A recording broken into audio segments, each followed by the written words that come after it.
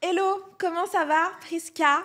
Bah écoute, ça va super bien. Ça va super bien et toi? Bah, ça va très bien. Bienvenue pour ce podcast sans chichi, sans blabla. Je tenais vraiment à t'inviter pour ce podcast entre femmes, entreprenantes, entrepreneuses, businesswoman, toutes les casquettes qu'on nous met, femmes indépendantes, etc. Grave.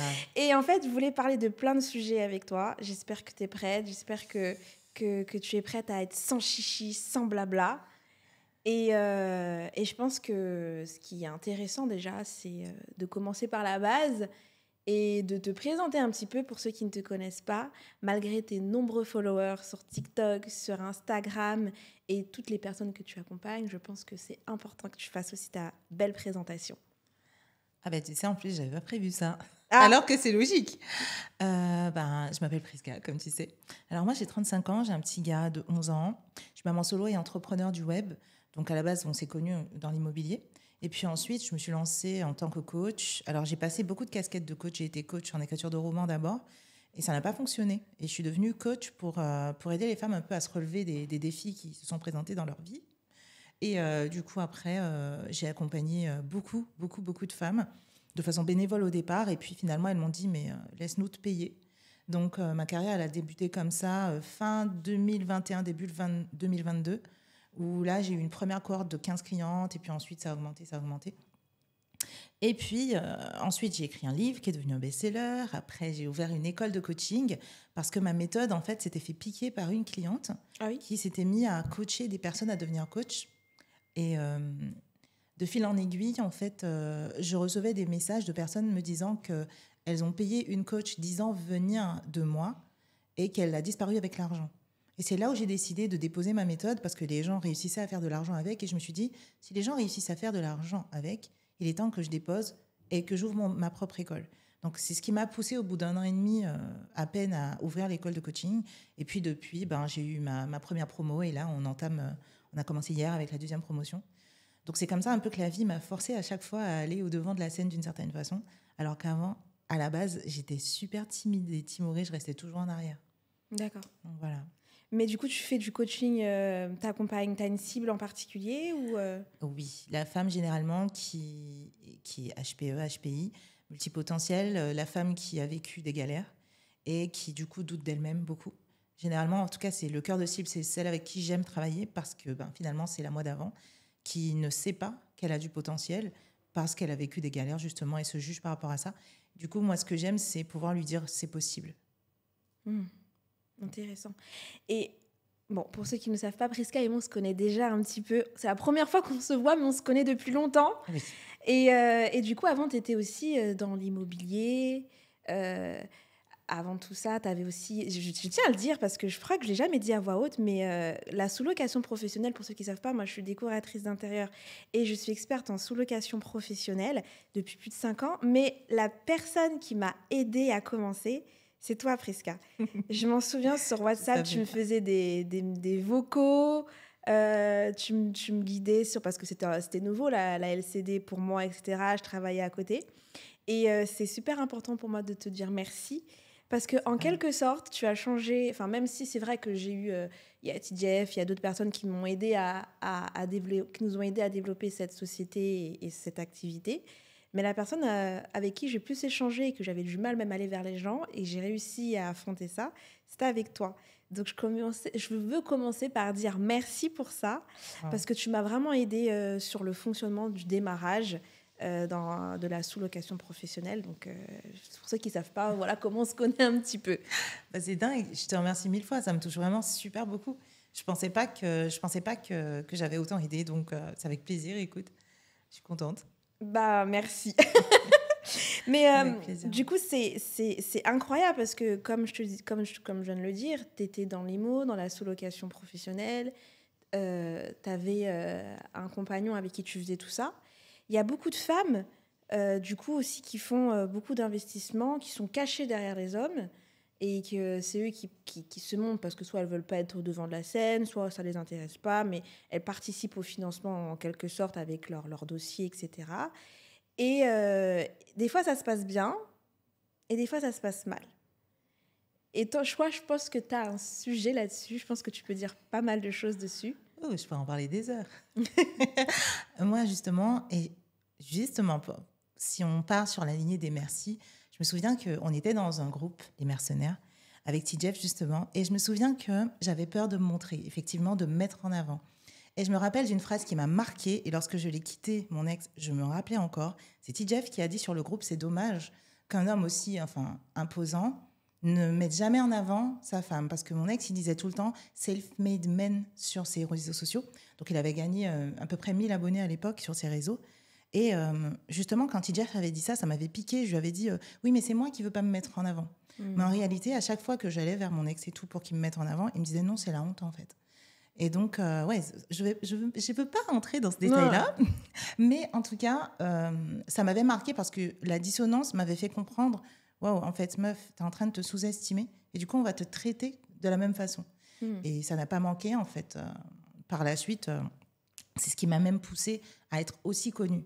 C'est juste cette phrase de dire, c'est la honte de te mettre en avant et t'as pas assez d'abonnés pour être avec un mec comme moi. Et cette phrase-là, lorsque j'ai comparé à la relation que tu as avec T-Jeff et la façon dont il te met en avant, je me suis dit, en fait, je ne suis pas avec le bon entrepreneur. Et du coup, j'ai bougé ma vie et je m'en suis sortie. Waouh. Et du coup, mais ce déclic-là, ça a mis du temps? Ça a pris plusieurs mois. Je sais que j'avais quitté les mercenaires peut-être 6 mois avant de le quitter. Et ça avait travaillé pendant tout ce temps-là. Parce que lui, il voyageait tout autour du monde pendant que moi, je restais à la maison pour m'occuper de mon fils. Et quand je lui disais, mais non, mais on bouge ensemble, il me disait, non, moi j'ai mes gars, toi t'as tes gars, chacun de son côté. Et moi, c'était pas pour ça que j'avais signé. Moi, je voulais une entreprise familiale et tout ça. Et là, je me suis dit, non, en fait. Une dynastie. Exactement. Moi, je le voyais. Empire. Exactement, mais genre, on est tous les deux sur la scène, on parle tous les deux et tout du truc et tout. Bah, pour moi, on l'avait fait à deux, le truc. Clairement. Et finalement, c'était de son côté self-made même et tout. Et je me dis, mais attends, moi aussi, j'ai fait des trucs. Et c'est là où TJ disait, bah oui, c'est dommage. Et finalement, ça m'a donné un déclic, concrètement, parce que je me suis dit, mais non, en fait, c'est pas ce que je veux. Et je vaux plus que ça. Ça, c'est important. Totalement. Mais du coup, alors, avant ça, tu avais du coup des investissements, tu avais de la sous-location professionnelle. Est-ce que lors d'aujourd'hui, c'est toujours d'actu ou tu as complètement bifurqué dans le coaching? Alors, mon Dieu, si je te raconte, est-ce que je peux te raconter ça tellement c'est chaud? Après, pas forcément dans le chaud bouillant, mais au moins, tu as ce pont qu'il y a eu entre ce que tu as été il y a des années et maintenant. En fait, il n'y a pas eu de transition nette. J'ai tout perdu, en fait, du jour au lendemain. Ce qui s'est passé, c'est que à la base, j'étais soignante. Okay. Donc, on a commencé par investir en nom propre. Mais au bout d'un moment, on nous a dit il y a une limite. Donc, on s'est dit, qu'est-ce qu'on va faire? Et c'est là où on est tombé sur la formation de la sous-location. Donc, on a commencé à chercher un bien. Et c'est là où on est tombé sur quelqu'un dont je tairai le nom, mais qui a beaucoup d'appartements sur le secteur de Disney. Et lorsque je l'ai rencontré, il avait les baskets trouées, un sac à dos et tout. Et je commence à marcher avec lui. Je lui dis que j'ai déjà plein d'appartements en sous-loc et tout. Je lui invente une histoire. Et lui, il me fait traverser la rue. Et il me dit, tu vois, tout l'immeuble qui est là, de là à là-bas, oui, c'est à moi. Et je regarde le mec et je lui dis, mais t'as un sac à dos? Il me dit, oui, je sais. J'habite en Indonésie à la base, mais je viens juste pour gérer les travaux. Et donc là, tu vois, cet immeuble-là, il est en cours de finition. Et si tu veux, je te donne tout ça. Et moi, je suis là. De ma gueule? Non. Ok, alors du coup, j'appelle mon ex et tout, machin, on négocie le truc, et là, on prend. Et là, on a du coup une grosse rentrée d'argent. Et quand on va voir le banquier nous dit, si vous avez ce même type de revenu pendant 6 mois, je vous finance tout ce que vous voulez. Et en fait, ça a fait levier, et c'est là où on a pu investir d'autant plus. D'accord. Ce type de levier, je ne les connaissais pas. Enfin, j'étais qu'aide-soignante, quoi. Et on a eu la chance de tomber sur un banquier qui était investisseur lui-même. Oui. Qui fait que... Ah oui. Et du coup, il a trouvé le projet génial. Il était juste fasciné par les revenus. Il disait que lui, il était sur Charles de Gaulle et qu'il louait qu'il achetait des terrains vagues et qu'il faisait des associations avec des chauffeurs qui faisaient aller-retour. Les personnes allaient garer sur les terrains vagues, payaient beaucoup moins cher que le gardiennage d'auto à Charles de Gaulle et le chauffeur les ramenait, il faisait l'aller-retour régulièrement dans la journée. Donc, en gros, c'était ça son investissement à lui. Et du coup, il a trouvé ça fascinant. Enfin bref, pourquoi je te parle de tout ça, j'en sais rien. Et puis, finalement, j'ai tout perdu du jour au lendemain parce que tous les appartements étaient en société. Et juste avant de partir, j'étais en train d'ouvrir avec mon ex une entreprise de e-commerce. Et cette entreprise devait être la holding de toutes les autres et faire redescendre les fonds, bref, pour défiscaliser et autres, et réinvestir. Et finalement, j'ai signé les documents sans les lire. Et puis, il y avait une clause, en fait, qui m'enlevait mon statut de directrice. Mais je ne le savais pas. Il avait fait ça avec son avocat. Et lorsque je suis sortie de là, quand je l'ai quitté, j'ai juste reçu des SMS de la banque disant « les codes ont changé ». Donc, je l'appelle pour lui dire « donne-moi les codes ». Il me dit « non, je ne suis pas en obligation légale de te les donner ». Et j'ai dit « quoi ?» Et en fait, j'ai contacté ma gestionnaire de compte qui m'a expliqué qu'il n'y avait rien à faire, en fait, que je venais de perdre tout mon parc immobilier et que c'était mort. Et là, descente aux enfers, on était censé partir vivre à l'étranger. Là, tout d'un coup, je me retrouve avec 1 100 € parce que je venais de quitter mon job. Et je suis censée vivre avec ça, alors qu'avant, j'avais un train de vie qui était celle d'un entrepreneur. Et là, mais vraiment, c'était une descente aux enfers, très concrètement. Et puis, finalement, il y avait toutes les phrases qu'il avait pu me dire qui trottaient dans ma tête. « T'as pas assez d'abonnés, t'as pas assez d'abonnés. » J'ai dit « watch me ». Et là, tous les jours, je sortais 10 vidéos sur TikTok. Je passais la nuit à les tourner. Et je les sortais toutes. J'en avais rien à foutre. Il fallait que ça perce. Au bout de 4 mois, j'avais 80 000 abonnés sur TikTok. 2 mois plus tard, j'avais mes 15 premières clientes. C'est comme ça que je m'en suis sortie concrètement, grâce à TikTok. TikTok rémunère bien ? C'est pas les vidéos de TikTok qui m'ont rémunéré. En 3 ans, sur TikTok, j'ai dû gagner 199 €. Ah oui. J'ai regardé hier. Juste, non, TikTok rémunère très peu. En tout cas, mes vidéos sont pas des vidéos... Pourtant, on dit que TikTok, généralement, rémunère plus que Instagram et YouTube. Et pour ça, beaucoup de gens, maintenant, vont sur TikTok. Oui, c'est vrai que ça rémunère plus que YouTube. Instagram, il rémunère les vidéos sur Insta ? Oui. Ah, je savais pas. Mais il y a des plafonds. Ah, bah, moi, on m'a jamais rien donné sur Insta. Mais en tout cas, sur TikTok, oui. Et sur YouTube, bon, j'ai une chaîne YouTube, mais franchement, je ne regarde pas ce que ça donne. L'idée, c'est que non. Parce que pour pouvoir bien rémunérer, il faut faire régulièrement des lives, je crois. Et hormis ça, c'est tout.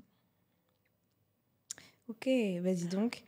C'est incroyable parce que tu as quand même réussi, malgré cette découverte improbable où tu as mis toute ta confiance, qu'en fait, on te l'avait fait à l'envers.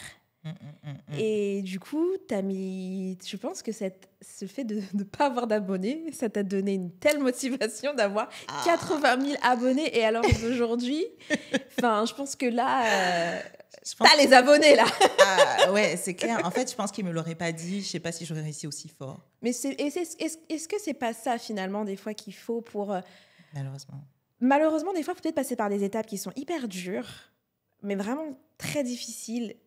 On va encore le citer, un petit Jeff, il m'a dit une fois, t'as pas pris assez de gifles dans ta vie. Franchement, ça m'a grave vexée parce que je me dis, moi, j'ai eu l'impression d'avoir plein de gifles.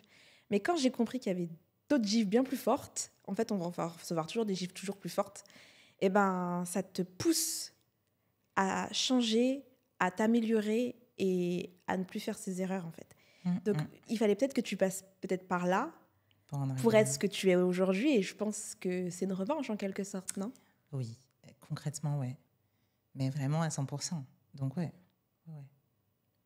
Et du coup, maintenant, je disais que tu faisais du coaching, tu vis de l'entrepreneuriat entièrement ou tu as d'autres sources de revenus ? Je suis entièrement digitalisée. Donc, j'ai plus d'immobilier hormis l'appartement qui me reste là. Il me restait un appartement avec mon ex, mais bon, j'ai pas accès aux revenus. Et puis, je vis de la vente de mon livre. Okay. De la vente de mon école de coaching, et puis des ventes de produits digitaux de type formation, ce genre de petites choses-là. D'accord. Et à travers toute la France ? T'as tes clientes qui viennent de toute la France ou... Oui, même du monde. J'ai eu une Mexicaine une fois, une Canadienne en ce moment, par exemple. J'ai des femmes qui vivent en Afrique aussi, qui viennent. J'avais eu une Marocaine. Enfin, vraiment, il y en a d'un peu de partout. Ok. Et ce déclic, du coup, parce que généralement, quand on a un gros échec comme ça, on n'a pas forcément envie de refaire une société. Des fois, on va aller à la facilité, on va retrouver un salariat. Toi, pourquoi tu as fait justement ce choix de partir, encore une fois, dans l'entrepreneuriat ? Malgré tous les coups durs que tu as eus, tu as un enfant. Ouais. Du coup, on ne réfléchit pas pareil que quand on est seul. La facilité, ça aurait été de retrouver ton travail d'aide-soignante ou un autre travail, je ne sais pas, dans le salariat. Pourquoi avoir fait ça alors que c'est encore plus risqué ? En plus, tu es une femme, tu es célibataire, rappelons-le, tu es noire. Enfin, je vais pas créer de la victimisation, mais on a les 3 points les plus compliqués à gérer, en vrai. Donc, pourquoi partir sur l'entrepreneuriat? Je peux pas bosser pour quelqu'un. Je sais pas si je suis rebelle, mais je pense que c'est le cas. Mais je supporte pas toutes mes L'autorité. Ouais, et puis le fait d'être fliquée. Ah oui. Je me souviens, une fois, j'ai bossé pour quelqu'un et je pointais avec le petit badge. Et un jour, on me convoque, on me dit, alors là, vous avez eu 2 minutes de retard, ce qui serait possible, parce qu'on a vu les caméras, vous avez papoté avec quelqu'un. Donc, badger au moins avant de... Et je me suis dit, mais vous êtes sérieux, genre, vous me convoquez pour ça? Et là, je me suis dit, mais juste ça, ça me dégoûte, en fait. Parce que tout ce que tu fais de bien, personne ne le voit. Tu badges 2 minutes en retard. Et on t'explique, oui, mais c'est 2 minutes. Mais toutes les fois où c'est 2 minutes, ben, ça fait beaucoup d'heures, vous savez, madame. Et là, moi, je suis là, en fait, ils ont un petit logiciel qui calcule toutes tes petites minutes et qui, après, te dit que ben, tu dois 1 heure ou 2 heures. Et tu es là à dire, mais vous avez calculé ça sur 5 ans? C'est un truc de fou. C'est quoi Du coup, c'était mort de chez mort, quoi. Oui, ça, encore ça, c'est le sommet de l'iceberg. Je pense qu'il y a des gens qui vivent pire. Mais moi, mon Tu avais métier, connu je pouvais quelque plus, chose d'autre aussi en même temps. Tu avais vu qu'il y avait des possibilités de faire de l'argent autrement et d'avoir une vie différente que le métro boulot dodo. Ben, Parce qu'une fois qu'on goûte à ça, entre nous, c'est mort. c'est compliqué. On est d'accord. Je peux pas. Quand tu fais l'IMO et que tu dors et que quand tu te réveilles, tu as 3-4 réservations qui sont tombées entre 100 et 200, 300 euros, tu n'as pas envie de retourner au boulot. En une nuit, tu fais l'équivalent de ton salaire d'aide-soignante. Pourquoi tu vas retourner travailler? Sachant qu'en plus, ben, tu sais faire des leviers. Ok, tu n'as plus de crédit immobilier, c'est pas grave. Tu vas chercher des sous-locs, t'enlèves 2-3. Ok, tu reviens avec les salaires 6 mois plus tard. Le banquier te dit, ben, je vous enlève un autre, etc. Et ça te manque pas, la sous-loc? Non, parce que j'en avais marre des clients. J'en pouvais plus des appels en pleine nuit. Oui, il y en a un une fois. T'avais pas de conciergerie ou quelque chose comme ça? Si, j'avais une conciergerie. Et pour autant, on avait quand même des appels. Et le truc, c'est que l'idée, c'est que ils appelaient pour des trucs débiles des fois. Oui. C'était infernal. Non. Ça me manque pas du tout. Pourquoi pas? C'est un choix. Ah oui, totalement. Bah ouais, après c'est un choix. C'est vrai que enfin pour le faire, du coup, effectivement, ça peut être prenant quand on n'arrive pas aussi à éduquer son client. Moi, c'est ce que je dis aux personnes qu'on forme dans la sous-loc, sur les SLP, c'est qu'à un moment donné, tu fais pas tout ça pour que finalement ton boss, ça devienne ton client, en fait. Donc, il faut savoir éduquer le client, il faut savoir aussi les prestataires, les former, même s'ils se disent qu'ils te font le travail clé en main, mais on sait clairement que c'est pas vrai. Et troisième chose, c'est qu'on on a tous une vie personnelle. Donc, à un moment donné, s'il y a une urgence gravissime, et ça nous est déjà arrivé, des chaudières qui explosent, des trucs comme ça, on va y aller, mais il faut qu'il y ait une certaine éducation du client, de ne pas se croire non plus... je peux te poser toutes les questions, je peux poser des questions à n'importe quelle heure sur des petites choses. C'est de mettre en place des modes opératoires, des choses qui sont déjà sur place pour faire un filtre. Et puis, moi, ce que je dis souvent, c'est que des fois, quand tu es à l'hôtel, des fois, on ne te répond pas non plus. Ou quand tu envoies un message, tu n'as pas tout de suite la réponse. Est-ce qu'il y a urgence? Et une fois que tu éduques ton client, mais tu lui mets vraiment tout le confort et l'aisance et que tu lui parles, je pense qu'il prend aussi sur lui et puis il est moins chiant. Ça, c'est le constat que j'ai fait. Et c'est vrai que, comme tu le dis, quand tu te réveilles tous les matins, tu as une réservation. Limite, des fois, tu as une réservation, ça te fait plus rien. Parce que tu vois 500 euros arriver, tu dis « Ah ouais, bof, j'ai fait 1000 la dernière fois. » Tu vois, t'as un rapport avec ce truc qui est assez surprenant et franchement, effectivement, après, c'est difficile de repasser de l'autre côté. Ouais, du côté consommateur, j'ai envie de dire, tu échanges ton temps contre de l'argent. Je ne peux pas. I can't. Je peux pas. Mais du coup, quand tu as quitté ton emploi, tu as bénéficié du Pôle emploi ou des aides comme... Oui, totalement. J'ai bénéficié du Pôle emploi pendant 2 ans. Oui. Et ouais. Jusqu'en 2021. Tu as eu la transition directe avec... ça s'est fait... Tu n'as pas eu de difficulté tout de suite d'avoir des revenus décents pour toi et ton fils et pour toutes tes charges à côté? L'avantage, c'est que j'avais eu l'immobilier avant. Donc, en 2020, j'étais encore avec mon ex. Donc, j'avais encore des revenus avec mon ex. Tout ça s'est fait, le vol des sociétés, tout ça s'est fait à la fin de l'année. En novembre, je suis tombée à 1100. Ça a été compliqué. J'avais peur de dépenser, j'avais peur de manquer tout le temps. Du coup, je me restreignais de tout. J'achetais plus rien. J'achetais que à manger pour mon fils, en fait. Et je faisais le minimum. Et puis ensuite, quand j'ai commencé à vivre de mon activité, ouais, ça a tout de suite pété très fort, j'ai envie de dire. Parce que justement, un petit peu comme tu éduques les personnes, enfin, j'aime pas dire que j'éduque ma communauté, mais clairement, on les drive d'une certaine façon. On passe des messages et puis parfois, les graines, elles éclosent et germent et on y va. Moi, j'ai une question à te poser aussi, c'est que du coup, maintenant, est-ce qu'on peut vraiment dire combien tu gagnes par mois ou c'est quelque chose que tu n'as pas forcément envie ça fluctue, j'imagine. Ah oui, totalement, ça fluctue. Il y a des mois où je fais du zéro. Alors, le plus gros mois que j'ai fait, c'était un mois à 100 000. C'était un mois où j'avais éduqué pendant près de 6 mois. Et j'ai des ventes en escalier, donc j'ai des petits produits et des gros produits. Ça va osciller entre 0 et 30 000, par exemple. Mensuellement, selon en fait tes personnes que tu coaches. Oui, en fonction de comment j'ai éduqué ma communauté. C'est-à-dire que je vais les faire passer de tunnel de vente en tunnel de vente. Elles vont arriver en ne me connaissant pas du tout. Donc, elles vont potentiellement acheter mon livre. Ensuite, elles auront un rendez-vous avec moi, un premier rendez-vous pour voir un peu où elles en sont. Ensuite, en fonction, je les remets dans un autre tunnel qui les amène vers tout ce qui va être mission de vie. Donc, ensuite, elles vont être rééduquées sur l'idée qu'il y a peut-être une autre option que le salariat. Donc, elles commencent à comprendre que c'est possible pour elles. Et là, je leur parle de mon école de coaching. D'accord. Mais pas avant. Lorsque je le fais trop tôt, ça les grille. Elles trouvent que c'est un peu du charlatanisme, souvent. Et donc, alors, il y a plein de communautés. Il y a des personnes qui sont directement business coach, qui parlent au coach. Aujourd'hui, moi, ce que j'observe, c'est que quand je parle directement au coach, il y a un côté concurrentiel qui se met en place. Comme moi, je suis partie de rien et j'ai percé très fort. Il y a toujours un petit côté rivalité qui se met en place. Ouais. Donc, bref. Ouais, un petit système bien en place. Et vu que tu es dans l'entrepreneuriat, ta cible principale, j'imagine, ce sont des femmes. Est-ce que tu côtoies aussi d'autres entrepreneurs, des femmes qui font peut-être la même chose que toi? Est-ce que tu sens qu'il y a un soutien, une solidarité? Est-ce qu'il y a quelque... Je rigole. Non, mais... parce qu'il m'est arrivé tellement de choses avec non, mais cette c'est important parce question. qu'en fait, on voit souvent des podcasts, des choses, ouais, allez-y, les femmes, soyons solidaires, faites l'entrepreneuriat. Mais est-ce que c'est vrai en vrai? Ça dépend combien tu gagnes et ça dépend combien tu as d'abonnés. En fonction de l'état de conscience aussi de cette personne, je me fais lyncher en permanence par des gros comme des petits coachs parce que je sors de nulle part. Je sors de nulle part, elles ne m'ont pas vu grandir, elles ont juste vu que je suis passée de 0 à 80, elles sortent d'où elles, quoi. Et du coup, ils ne comprennent pas exactement mon mode de fonctionnement. Je parle d'argent, je parle de réussite et en même temps, je parle de pervers narcissiques et elles considèrent que j'endoctrine les gens, par exemple, par rapport à mon discours, alors que je fais juste que raconter ma vie, en fait, concrètement. Je suis une sorte d'influenceuse coach. Mais alors, est-ce que j'ai reçu du soutien de femmes? Celles qui ont beaucoup plus d'abonnés que moi. Je suis mentorée, par exemple, en ce moment par une femme qui en a 200 000 des abonnés. Mais moi, mes problèmes et tout ce que je fais, pour elle, c'est trop mignon, tu vois. Alors qu'il y a des personnes qui, quand ils voient mes abonnés, ils me hurlent à la gueule de me casser de là, quoi. Que je suis une usurpatrice, une arnaqueuse. C'est dû à quoi, ça? Pourquoi?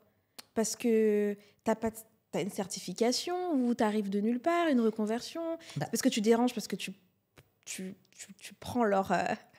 Mais on prend rien à personne, il y a de la place pour tout le monde. Il y a des personnes qui sont allées chez mes concurrents qui sont revenues vers moi après. Parce qu'il y avait quelque chose là-bas qui manquait. Et moi, je fais exprès, j'écoute et j'entends et puis je mets des produits additionnels pour que la personne reste là. L'idée, c'est que je suis assez smart. Je ne peux pas t'expliquer, j'arrive à comprendre là où il y a l'opportunité. Je vais la chercher. Je ne perds pas de temps chez les concurrents, hormis pour regarder leur système un peu. C'est tout. Mais je n'ai pas de temps à perdre à regarder ce que les autres y font. Et généralement, souvent, ils viennent regarder mes stories en boucle. Puis après, ça parle. Mais bon, après, c'est une autre histoire. C'est un peu mes rivalités. Je ne sais pas à quoi c'est dû. C'est un syndrome de l'imposteur sûrement de leur part. Moi, aujourd'hui, quand je me suis lancée, j'étais totalement autodidacte. C'est-à-dire que ma méthode, elle est sortie de nulle part. Ouais. J'ai coaché des femmes de façon bénévole.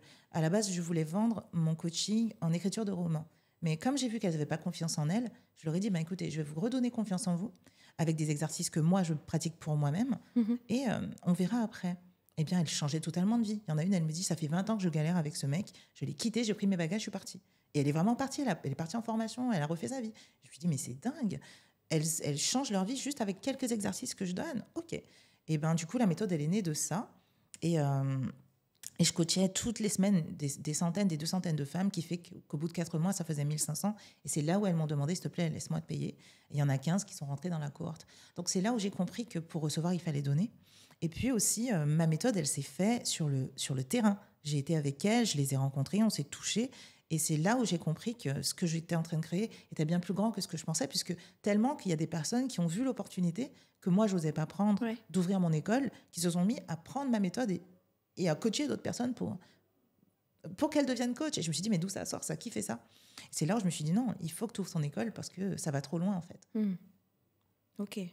Mais du coup, est-ce que tu te sens maintenant la leadership féminin?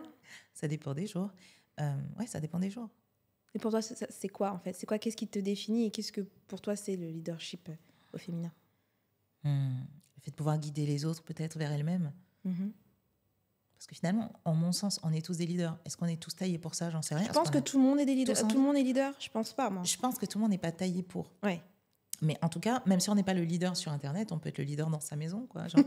Et l'idée, c'est qu'il n'y a pas de comparaison à avoir. Il y a surtout une conscience de ce que moi j'ai envie de faire et de ce qui me passionne et ce qui me donne envie. Et après, je peux être le leader de ce que je veux à partir du moment où je le décide. Et parfois, des femmes viennent me voir et me disent ta carrière, ça me dit R. Mais par contre, j'aime beaucoup ton énergie et j'ai envie d'avoir cette confiance en moi dans ma vie, dans tel ou tel domaine. Et à ce moment-là, elles veulent gagner en leadership dans un domaine bien resserré, assez intime. Et à ce moment-là, ça fonctionne aussi.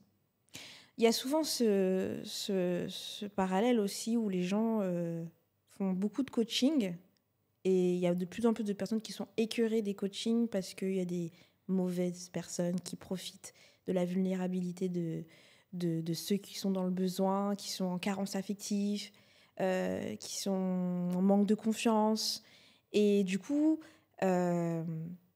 ce business, en fait, d'aider les gens, on a l'impression aussi que c'est devenu abusif, qu'il y a beaucoup d'escrocs, mais pourtant, ça fonctionne.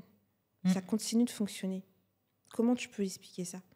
Parce que c'est vrai qu'il y a beaucoup de détresse quand même. Quand tu allumes la télé ou quand tu regardes les réseaux sociaux, on voit qu'il y a beaucoup de détresse, que ce soit au niveau des femmes ou des hommes. Hein. J'ai peur de la réponse que je vais donner, mais concrètement, la souffrance est utilisée pour pouvoir vendre. L'idée maintenant, c'est avec quelle intention tu le fais et jusqu'où tu pousses le game. Moi, pourquoi j'ai fait des ventes en escalier? C'est-à-dire que d'entrée de jeu, par exemple, je vais avoir peur, et je le dis ouvertement, de coacher quelqu'un gratuitement. Je vais du coup soit coacher très à distance, donc on va être dans un groupe, et je vais coacher beaucoup de femmes en même temps, donc on va les driver avec le collectif. Et ensuite, je vais leur dire, si vous voulez être coaché par moi, achetez mon livre. Quand vous l'aurez terminé, que vous aurez fait tous les exercices, à ce moment-là, seulement, vous pourrez prendre un rendez-vous qui sera offert de nouveau. L'idée, c'est qu'elles puissent toucher à la technique. Si ça leur convient véritablement, à ce moment-là, on passe à la suite. Une fois qu'on passe à la suite, là, elles ont une offre à 97 €. Et à ce moment-là, c'est tu testes. Si tu n'aimes pas, tu quittes. Et je te rembourse. Et à ce moment-là, elles peuvent vraiment tester. Elles ont peut-être entre 1 et 3 mois avant de se dire « Ok, c'est la bonne personne ». Et là, après, elles passent à l'étape suivante. Là, c'est du high ticket. L'idée, c'est que j'ai mis ça en place parce qu'effectivement, quand quelqu'un ne connaît pas ta technique, ne connaît pas ce que tu fais, il va s'engager au départ et puis il va se rendre compte que ça ne lui correspond pas. Et c'est trop tard, il a payé. Et moi, je suis dans une cible qui est particulièrement fragilisée. Parfois, l'argent qu'elle t'a donné, c'est l'argent qu'elle a sacrifié d'un tel ou tel ou tel projet. Parce qu'elle pensait que, justement, en te voyant avec tout ton fait mousse, elle se dit « je vais avoir cette vie-là moi demain, je passe par elle ». Sauf que tu peux pas dire ça. Mon parcours et le tien, c'est pas le même. Et donc, finalement, elle s'engage là-dedans parce qu'elle lui fait des étoiles dans les yeux et elle regrette après. Et elle n'a plus les moyens pour pouvoir se diriger vers quelqu'un qui lui correspond mieux. Donc, j'ai mis en place cet escalier pour éviter ce type d'abus-là, justement. Je suis quand même vue comme une abuseuse. Hein, parce que quand on m'entend parler, parce que j'ai des tarifs parfois qui touchent les plafonds, et on me dit, en fait, tu demandes à une salariée de te payer ça, mais tu es une grande malade. Et alors que les gens, ils savent absolument pas quels sont mes tarifs et comment est-ce que je procède dans moi, ce qu'on appelle un tunnel de vente finalement. Oui.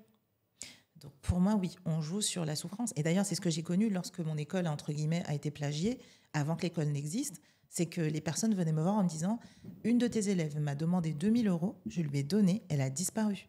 Wow. Et moi, j'étais là, what? Et elle me dit, est-ce que tu peux me rembourser? Frère, je te connais pas. Et elle me dit, c'est ton élève. Et je lui dis, c'est quoi le nom de cet élève? Elle me le donne et je dis, j'ai jamais entendu parler de cette personne. Et en fait, c'était cette personne qui avait plagié ma méthode, qui la transmettait à d'autres en disant, Prisca, elle est devenue coach comme ça, donc tu peux devenir coach comme ça. C'est dingue, ça. C'est un truc de fou. Sauf que moi, certes, ma méthode, elle est autodidacte, mais ensuite, je me suis fait certifier formatrice pro, puis psychopraticienne, puis énergéticienne. J'ai passé des certifs. J'ai voulu cadrer et sécuriser les clientes que j'accompagnais. Donc, j'ai pas fait n'importe quoi. Mais les gens, ils savent pas ce que tu fais. Parce que je vais pas dire, alors aujourd'hui, je suis diplômée, les gens, regardez. Ça sert à Pourquoi rien. tu le dis pas? Parce que je m'attache pas à mon savoir. Je m'attache plus à mon expérience. Je l'ai fait pour sécuriser mes clientes, pas pour me donner un gabarit. Être psychopraticienne, ça me donne pas le droit demain de former des psychopraticiens. Par contre, j'ai inventé ma méthode. Je sais permettre à des personnes de vivre de leur activité en étant coach. J'ai plutôt certifié le fait de créer un système qui permet d'attirer à soi des clients et de vendre en systématique. J'ai systémisé ça, je l'ai certifié, j'ai certifié ma méthode. C'est tout. C'est pas énergivore d'avoir toutes ces pensées négatives qui reviennent vers toi? Parce que forcément, c'est pas forcément des forces heureuses qui sont en train de venir vers toi. C'est des énergies qui sont cassées, souvent. Mhm. Est-ce que finalement, c'est comme un peu des fois les psychologues ou les médecins, ils ont tellement tous les jours, ils voient tellement du noir que même leur humour devient noir et qu'ils deviennent aussi dépressifs parce qu'on peut pas tout le temps entendre ça, voir ça. Ça fatigue à un moment donné. Mon discours, il clive sur les réseaux. Je fais exprès. Parce qu'avant, j'étais vraiment dans la toute douceur et tout. Ah, ma chérie, pas de souci. Je dis toujours ma chérie. Mais finalement, j'ai compris qu'en fait, les femmes, plus je les chouchoutais, plus j'essayais de les bichonner à leur état de conscience, plus elles étaient demandeuses d'être valorisées, validées. Et j'ai commencé à casser en disant, si tu es dans cette situation-là et que tout le monde abuse de toi, c'est ta responsabilité. Je me suis fait beaucoup lyncher sur les réseaux sociaux par rapport à ça, parce que j'ai été jusqu'à dire que si tu es battue et que tu restes, tu as une part de responsabilité à travers le fait que tu te prends pas en charge, que tu attends que l'autre te sauve ou change. Sauf que c'est impossible. Tu peux pas changer le monde extérieur. Tu peux changer avec toi. Et ça, bon Dieu, mais ce message, il a été... a priori, j'avais fait le buzz à l'époque à part ça, mais personne n'était jamais venu me chercher. Donc, est-ce que c'est négatif? Non. Parce que j'arrive à cliver suffisamment que les personnes, je les responsabilise. En fait, quand elles arrivent au niveau de mon livre a tous les filtres d'une certaine façon. Si elles supportent pas, le livre va le dire directement. Parce que je vais leur dire... Aujourd'hui, ta guérison, ta force, c'est ta responsabilité. Et si tu te victimises, tu vas pas t'en sortir. C'est d'ailleurs les premières lois que je leur apprends, c'est tout est miroir. Donc, si demain, le mec dehors, il est dégueulasse, c'est qu'il y a à l'intérieur de toi quelque chose qui accepte ça. Et donc, soit tu viens et tu prends ta responsabilité, soit tu continues de renvoyer la faute sur l'autre, mais tu vas répéter le schéma. Et donc, il y en a qui vont dire non, c'est n'importe quoi et tout, machin, c'est pas ma faute, c'est la faute de l'autre. Elles vont directement bifurquer et toutes les autres vont rentrer dans le tunnel. En gros, c'est ça. Et ton livre, t'as mis combien de temps à l'écrire? Très peu de temps. Alors, j'ai écrit depuis longtemps, donc je peux écrire beaucoup très rapidement. Je me souviens que j'avais écrit des ébauches au fil du temps, du moment où j'avais commencé en 2021. Et puis, j'avais justement eu cette cassure où j'avais perdu le goût à rentrer des clientes. Et du coup, pendant ce temps-là, j'écrivais beaucoup, donc ça a dû me prendre 4 mois à peu près. Et ensuite, il est sorti en 2022. D'accord. Il faut 6 pages pour un livre de 200 pages. Ouais, 6 pages par jour, au bout de 3 mois, tu as environ 200-300 pages. Ah oui, mais bon, il faut être régulier quand même. Des fois, c'est pas forcément facile de... Peut-être tu avais peut-être un trop-plein aussi de... Ah oui. Ça a été ta thérapie un peu? Il fallait que ça sorte parce que finalement, cette méthode, je l'ai fait sortir de moi-même, en fait, de terre d'une certaine façon. Ouais. Et les gens le piquaient. Je me suis dit, non, il faut que tu fasses une méthode pour le faire breveter le truc. Donc finalement, pour pouvoir le certifier, tout ça, il fallait que moi, je puisse le sortir une première fois. Ok. Et donc, ça s'est fait comme ça. D'accord. Waouh. Et t'as vendu combien d'exemplaires? J'en ai vendu 7000. Waouh. Et c'est en physique ou c'est en e-book? Alors, il est les deux aujourd'hui. D'accord. Il est disponible dans les... Sur Amazon, moi, ce que je fais, c'est que je le commande, je le mets en stock chez moi. Et ensuite, je l'envoie, une fois qu'il y a des commandes, je l'envoie moi-même. Ok. Un peu comme du e-commerce. Ok. Pour toujours garder un petit côté de ce que tu as déjà pu vouloir, enfin, que tu as voulu faire. Ah oui. Mais du coup, tu l'as appliqué pour toi. Oui, totalement. Là, justement, je suis en train de développer une gamme de carnets. Parce que ce que je comprends, c'est que quand elles sont réticentes à acheter le livre, je leur demande, du coup, vous avez besoin de quoi? Nous, on veut la méthode de coaching et tout. Ok, donc si c'est un carnet, ça passe mieux que si c'est livre. Ouais, livre, j'ai la flemme. Par contre, carnet, je sais que j'applique. Carnet, exercice. Exactement. Ok, je vois. Et donc, j'ai bien compris qu'il y avait vraiment un marché à prendre là-dessus. Sachant que j'ai vu d'autres personnes littéralement écraser le marché avec juste un carnet, tout vide, juste avec des notes. Je me dis, mais il y a vraiment quelque chose à faire là-dessus. En e-commerce, en tout cas. Et vu que c'est la continuité de ce que je fais, donc je suis sur le coup d'une certaine façon. Ok. Prisca, du coup, avec tout ça, quel est ton rapport maintenant avec les hommes? Il a été compliqué. Parce que tu as parlé de... excuse-moi, tu as parlé de pervers narcissique, tu as eu voilà, une expérience plutôt très négative.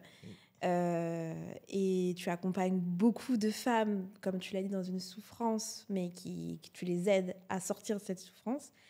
À l'heure d'aujourd'hui, maintenant, quel est ton rapport avec les hommes? Alors, ça va paraître paradoxal, hein, mais je crois que ce qui m'est arrivé était de mes responsabilités. Et donc, quelque part, en moi, je refusais la protection d'un homme, qui fait que ça s'est passé tel que ça s'est passé. Donc, je bosse depuis 3 ans maintenant sur moi pour pouvoir retrouver en fait la paix avec cette part féminine qui dit... Enfin, il y a une part masculine en moi qui dit « j'ai besoin de personne, je suis dépendante et tout, warrior, etc. » Et puis, il y a l'autre part qui a très, très, très peur de rencontrer l'amour et de le perdre. Et donc, elle met cette carapace de la femme forte, justement, qui n'a besoin de personne pour ne pas souffrir. Et donc, c'est ce rapport à la souffrance que je dois gérer pour pouvoir enfin laisser entrer la personne avec qui je vais faire ce chemin. En fait. Donc, mon rapport à l'homme est très distancié, donc je fais exprès de choisir à chaque fois des thérapeutes qui sont masculins. Le dernier thérapeute que j'ai eu, il m'a dit, écoute, ce que je vais faire, c'est que je vais te faire plein de cadeaux. Et il m'en a fait plein, juste pour que j'essaye de sortir de cette idée de « il va le faire pour une raison ». Et en fait, il n'y avait rien derrière. Et j'étais là, ok, bon, c'était assez particulier. Et pour le coup, ouais, ça me fait grandir et ça me fait changer. Donc l'idée, c'est continuer les thérapies et continuer de travailler mon rapport à l'homme. Ouais. Il n'est pas terminé. Et tu penses que ça va être long? J'espère.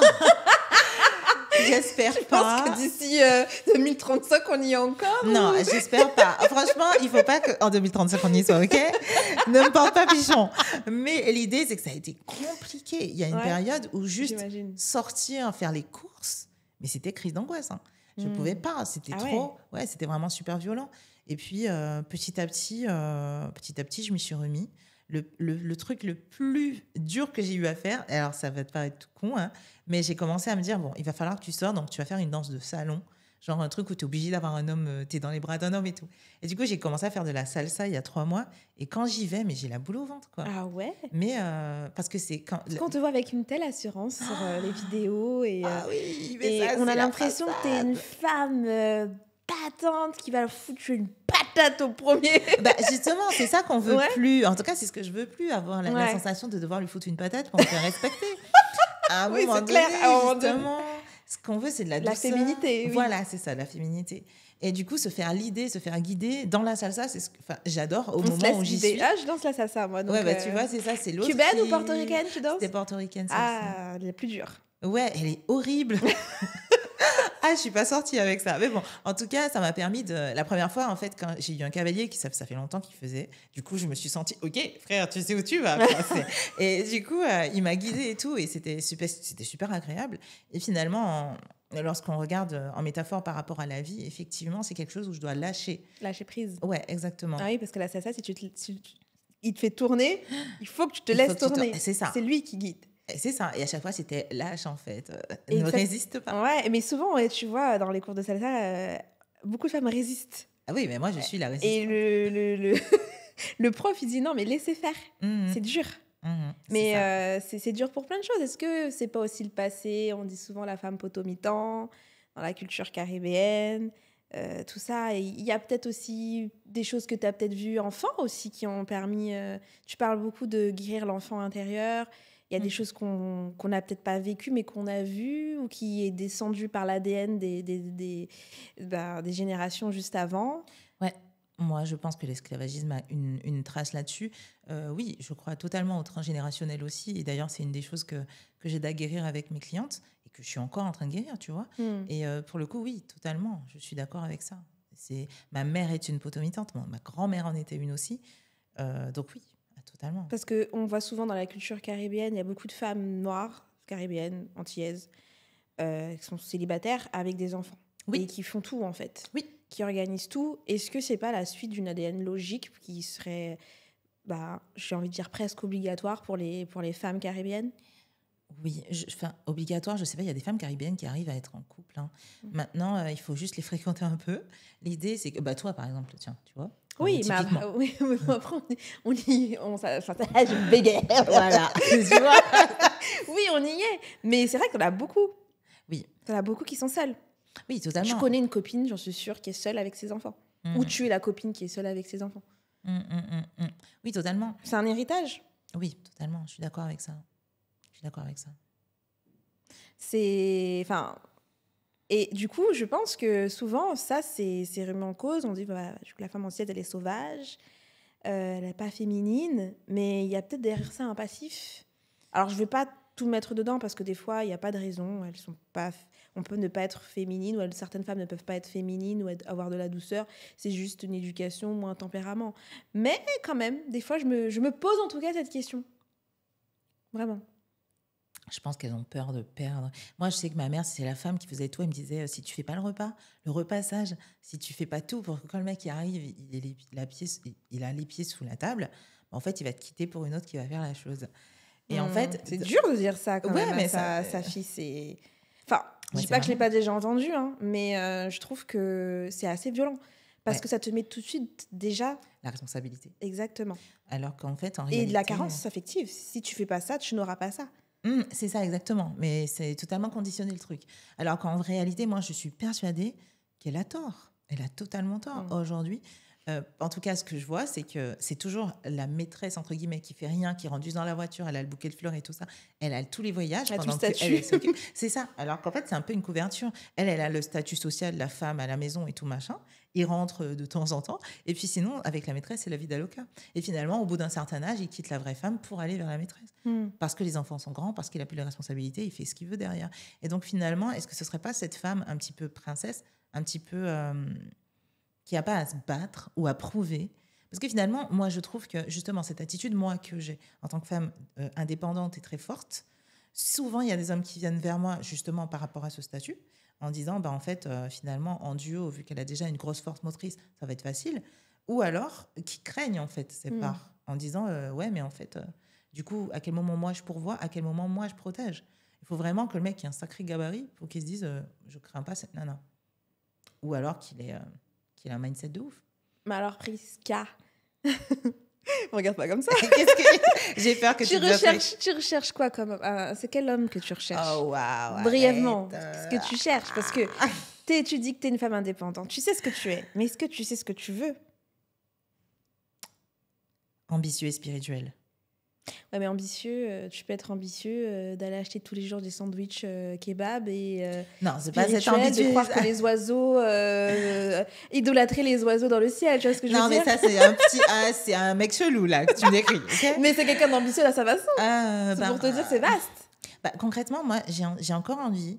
Parce qu'au début, avec mon ex, c'était vraiment... Moi, j'ai adoré cette période de ma vie. C'était tous les deux, on se réveille, ou parfois on va dormir à pas d'heure parce qu'on regarde la dernière formation qu'il faut appliquer demain, et des notes dans tous les sens. Parfois, je regardais la formation pendant qu'il dort le matin, je lui fais un débrief sur le tableau. Et ensuite, lui, il part, il revient, on fait plein de trucs. À la fin, on a 3 apparts qui rentrent. Bref, c'était vraiment super... C'était lourd. L'adrénaline. Exactement. Et les projets, et tout le temps, cette ambition de faire plus et tout ça. Et de voir nos projets se concrétiser en très peu de temps, sans l'angoisse aussi, parce que finalement, avoir du soutien, ça permet de débriefer, on avait la même vision, et ça, franchement, ce serait vraiment le pied. Avoir quelqu'un qui, comme moi, a envie de faire des séminaires, a envie d'aider les personnes. Tu veux quelqu'un qui travaille avec toi aussi? J'aimerais bien quelqu'un avec qui on fait du business. Ou c'est quelqu'un qui fasse son business à côté par rapport à ce que tu avais ton business à côté et que vous vous compreniez? Bah, selon moi, c'est impossible de s'associer si on n'a pas chacun son business de son côté. Là, pour le coup, mon ex, il avait raison. C'était fais ton côté, moi je fais du mien, on se rejoint au milieu. Maintenant, j'ai quand même envie qu'on se rejoigne au milieu. Autant la famille que le business. Et que, voilà, si tu me gonfles un peu, chacun revient à son... J'abuse un peu, mais moi, en tout cas, c'est la vision que j'ai aujourd'hui. Alors, est-ce que je vais le trouver? J'en sais rien. Et spirituel? Croyance? Quelqu'un qui se remet en question. C'est-à-dire quelqu'un qui a travaillé sur son ego comme j'ai travaillé sur le mien. Enfin, moi, aujourd'hui, j'estime que s'il y a quelque chose qui me déplaît en toi, ça veut dire que cette chose me déplaît en moi. Et aujourd'hui, le miroir vient me faire bosser sur moi. Et je suis pas là pour te sécuriser, t'es pas là pour me sécuriser. Pour autant, ensemble, on est sécure parce qu'on est sécure chacun de son côté. Mais par contre, quand on se rejoint, c'est pas par besoin. C'est pas j'ai besoin de l'autre pour faire mon business ou j'ai besoin de l'autre pour me sentir bien. Mais comme on est bien tous les deux de son côté, quand on se rejoint, on fait putain. Mais tu sais bien que des fois, il y a des hommes, ça les dérange. Enfin, c'est pas que ça leur dérange. Je rectifie. c'est pas une question ça les dérange, mais un homme, il a besoin de se sentir à sa place, d'avoir ce rôle. Parce que de nos jours, les rôles sont un peu perdus. Mais quand, comme tu l'as dit, tu es quelqu'un de très indépendant, tu es quelqu'un qui sait faire son argent. Et en gros, je sais pas que tous les hommes veulent apprendre quelque chose, mais ils ont besoin aussi de se sentir, tu vois, pas idolâtré, mais quand tu le regardes, tu dis waouh, tu vois, il apporte quelque chose. Et peut-être que des fois, quand tu fais plus qu'un homme, je dis pas il va se sentir inférieur, mais c'est plutôt la manière dont la femme, des fois, va, quand elle est de mauvaise humeur, aigrie, etc., va le rabaisser. Et c'est là qu'après, souvent, on va croire que les hommes et les femmes sont en guerre, mais c'est parce que la femme, des fois, la bouche. Elle parle mal, elle réagit mal. Et ça, c'est important de le dire aussi, tu vois. Bah, c'est typiquement la façon dont j'ai été éduquée, moi. Avoir ma mère, justement, parler mal et faire mal. Et l'idée, c'est justement ça que moi, sur lequel je bosse le plus, déjà. Et puis, l'idée, c'est que... C'est pour ça que je disais qu'il faut qu'il ait un sacré gabarit. Parce que moi, quand je dis, OK, je vais faire ça, le lendemain, c'est fait. Je vais vraiment y aller très fort, très vite. Et parce que j'ai cette capacité-là. Et justement, ça fait très peur. C'est pour ça que je disais ça. Il faut vraiment un mec qui n'ait pas peur de ça. Par exemple, j'ai été coachée exprès par Sonia Zalbatani. Je ne sais pas si tu la connais. Une femme très puissante, Canada, elle est un peu... Au Canada, oui. Ouais. Elle fume des cigares, non? Oui, tu vois un peu le personnage. Oui. C'est une femme très forte. Et du coup, son mari, lui... Dernièrement, ils ont fait un podcast tous les deux et ils disaient, moi, j'en ai rien à foutre de combien tu gagnes. J'en ai rien à foutre de ce que tu tabasses, toi, dans ta vie pro. Parce que quand tu rentres à la maison, tu mets ton plaid et tu viens dormir sur moi. Parce que tu as peur, tu pleures, tu as perdu quelqu'un. Tu es restée la femme vulnérable que j'ai connue, moi. Je t'ai toujours connue badass, qui fonce et qui a des objectifs. Mais de l'autre côté, je te connais aussi la vulnérable. Et du coup, c'est pour ça que tu vois, tu me dis... tu as confiance en toi, tu parles sur les réseaux, tout ça, du coup, on a la sensation que sur tous les plans, c'est comme ça. Mais du coup... Dans l'intimité. Dans l'intimité, je ne suis pas du tout la même personne. Moi, je suis quelqu'un, à la base, je me cache beaucoup. Pour aller prendre un cours de salsa, le premier, mais j'ai suffoqué. Mais vraiment, c'était... T'aurais dû m'appeler, je t'aurais secoué. mais c'est effrayant de ouf pour moi, même d'être là avec toi. Si tu m'avais dit, il y a d'autres personnes, j'aurais dit, attends, je vais réfléchir, concrètement. Parce que j'ai peur du monde, j'ai peur du jugement, j'ai peur de la critique. Et pourtant, je m'en mange tous les jours, mais c'est sur Internet, c'est un écran. Par contre, si tu es proche de moi et que tu me critiques, ça me peut mettre en PLS ça m'a mis en PLS pendant près d'une année. Lorsque j'ai dépassé mes anciens mentors, ils s'en sont pris à moi. L'air de dire, va te faire diplômer et tout. Et moi, j'étais là, quoi. Mais attends, tu m'as formée, tu m'as montée, je croyais que tu voulais que je sois en haut. Et une fois que j'étais en haut, ça dérange, hein. Je n'aime pas ça. C'est ça. Et du coup, moi, ça m'a mis en PLS. Mais en PLS de ouf, parce que c'était des personnes que j'aimais. Et donc, quand on me touche dans l'intime, là, c'est pas la même chose. On n'est plus du tout sur le même game. Sur Internet, j'en ai rien à faire. Mais là, dans la vraie vie, c'est différent. Je suis bien plus fragile, en tout cas, bien plus fragile que ce que je peux montrer sur les réseaux. Et c'est pas fait exprès. Sur les réseaux, j'ai ma caméra, tac, tac, je commence à parler, j'ai du charisme. Dans la vraie vie, j'en ai aussi. Mais c'est pas la même chose. Je suis beaucoup plus sensible, je vais avoir peur de certaines choses. Et du coup, ça déroute, parce qu'il y a des personnes qui viennent chercher cette force-là. Et quand ils arrivent, ils voient que je déraille comme ça parce que je dis attends, on va aller là, il y aura du monde. On reste combien de temps? Et la personne me dit qu'est-ce que t'as? T'es agoraphobe? Un peu, ouais, j'ai des phobies comme ça. Ah bon? Tu n'aurais pas l'air si fragile? Oui, parce que c'est vrai que sur les réseaux, c'est une image, encore une fois. C'est de la superficialité, hein, donc superficielle plutôt. Et mais du coup, la finalité, c'est quoi en fait? C'est que être une femme indépendante, c'est pas finalement se mettre en danger dans sa situation, dans sa vie amoureuse. Mais comment on peut faire autrement quand on n'a pas eu le choix? Oui, mais les choix, ça se discute. À un moment donné, comme tu l'as dit, tu es en pleine évolution, tu travailles sur toi. Mais parce que, tu vois, tu l'as très bien dit, la Canadienne, j'ai oublié son prénom. Sonia. Voilà, Sonia. Dehors, dans ses business, c'est la badass. Mais à la maison, c'est la femme. Sa vulnérabilité, sa féminité avec son mari, ses enfants. Je pense qu'elle a des enfants. C'est une femme. Mais souvent, tu as la femme indépendante dehors et à l'intérieur. Donc du coup, les hommes, ils recherchent la tranquillité. Un homme, c'est pas compliqué en vrai. Il aime bien manger. Il faut le remplir l'estomac. Et je vais être super cliché, hein, ça va être miel coupa. C'est remplir un peu son ventre et être douce. Et déjà, ces deux aspects-là, ça va, je pense, changer radicalement. Ça peut changer radicalement un homme, que tu lui apportes la tranquillité dans son foyer. Tu lui gueules pas pour un oui ou pour un non. Des fois, après, on est des femmes, hein, t'as pas baissé la cuvette des chiottes et tout, c'est chiant. Mais c'est vrai qu'un homme, il recherche ces deux points-là. Et quand une femme, elle est là à dire il faut que je rentre à pas d'heure, quand je rentre à la maison, je travaille, je fais pas à manger, j'ai pas le temps pour l'instant de me voir avec des enfants. Alors, c'est un droit, hein, c'est une liberté, c'est important.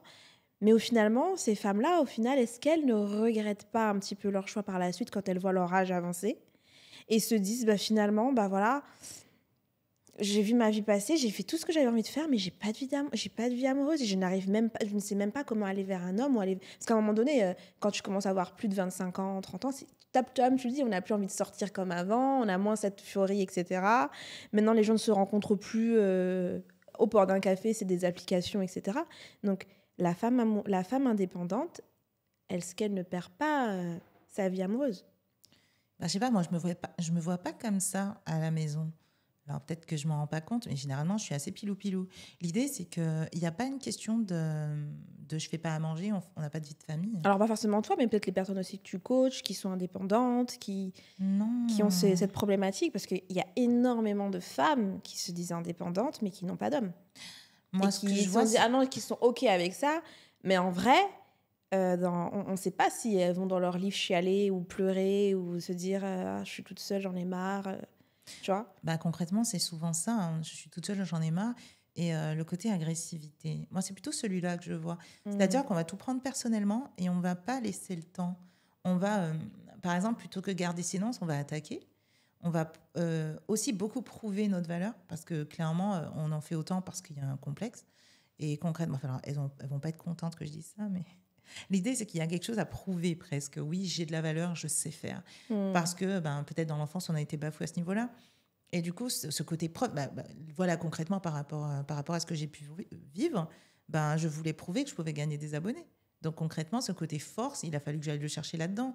Et puis après, je me suis dit, mais en fait, pourquoi tu essaies tout le temps de prouver? Et ça se voit subtilement quand quelqu'un vient me contredire, je vais vouloir justifier 1000 fois que la personne... Après, je me dis, mais parce que là, tu sais qui tu es, laisse la personne parler, continue ton chemin. Et finalement, c'est cette attitude-là à adopter parce que quand une femme sait sa force, elle n'a pas besoin de la prouver. Elle n'a pas besoin de... Si son mec lui dit un truc ou quoi, elle a juste à garder silence et à limite l'ignorer. Et à ce moment-là, lui, il sait bien que ce qu'il a dit, ça ne lui a pas plu. Mais il est resté en paix, elle est restée en paix. Et quand il revient, elle lui explique. Et à ce moment-là, les choses s'arrangent. Mais rentrer tout le temps dans l'art de l'autre, pas être d'accord et même rabaisser l'autre à travers ça, c'est un syndrome, entre guillemets, je pourrais dire de l'imposteur, presque. Tu sais, quand on se sent plus faible que l'autre. Parce que finalement, pour moi, la femme indépendante, elle rabaisse sa féminité. Elle considère qu'être une femme, c'est être faible. Elle s'en rend même pas compte. Hein, parce que d'un autre côté, elle va revendiquer le fait, justement, que les femmes, ça peut faire la même chose que les hommes. C'est fort. Je suis pas d'accord avec ça. Ouais. Pour moi, un homme, c'est un homme. Il faut respecter sa place pour être... Maintenant, elles seront pas d'accord, c'est pas un souci. Mais l'idée, c'est que quand tu n'as pas besoin de revendiquer quelque chose qui est... C'est pour ça que moi, je ne peux pas dire que je suis féministe, par exemple. C'est peut-être bizarre. Après, j'ai lu un truc ce matin. Il y a féministe et le féminisme, qui est deux choses différentes. Oui, c'est ça, totalement. Je l'ai compris ce matin. Moi, je défends le point de vue de la féminité. La femme à sa place, l'homme à sa place, il n'y a pas de comparaison à avoir. C'est comme une soumission sans maître. Je sais ce que je vaux, je n'ai pas besoin de te le prouver. Tu n'es pas d'accord avec moi, tu me critiques, chérie, ok, pas de souci. Je vais attendre que ça te passe, parce que visiblement, ça va te passer. À un moment donné, tu auras envie de passer du temps avec moi, tu vas voir que je boude un peu, on va en parler, ça va se décanter, on va revenir ensemble, c'est tout. Maintenant, je n'ai pas besoin de revendiquer quelque chose où je sais que de toutes les façons, tu vas revenir. À un moment donné, c'est à moi de garder mon calme et d'avoir la bonne attitude, cette fameuse douceur.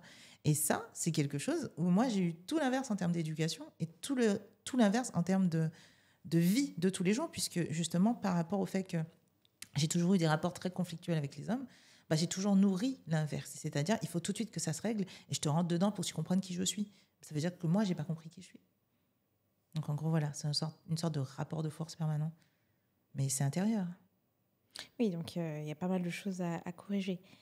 Je sais qu'une fois, je t'avais envoyé un message et je t'avais dit, vous t'avez réagi à une de mes stories, je t'avais dit de Alex Change. Mon Dieu. Qu'est-ce que tu penses de... Alors moi, j'ai une question avant. Parce que moi, j'ai quelqu'un à la maison qui regarde beaucoup.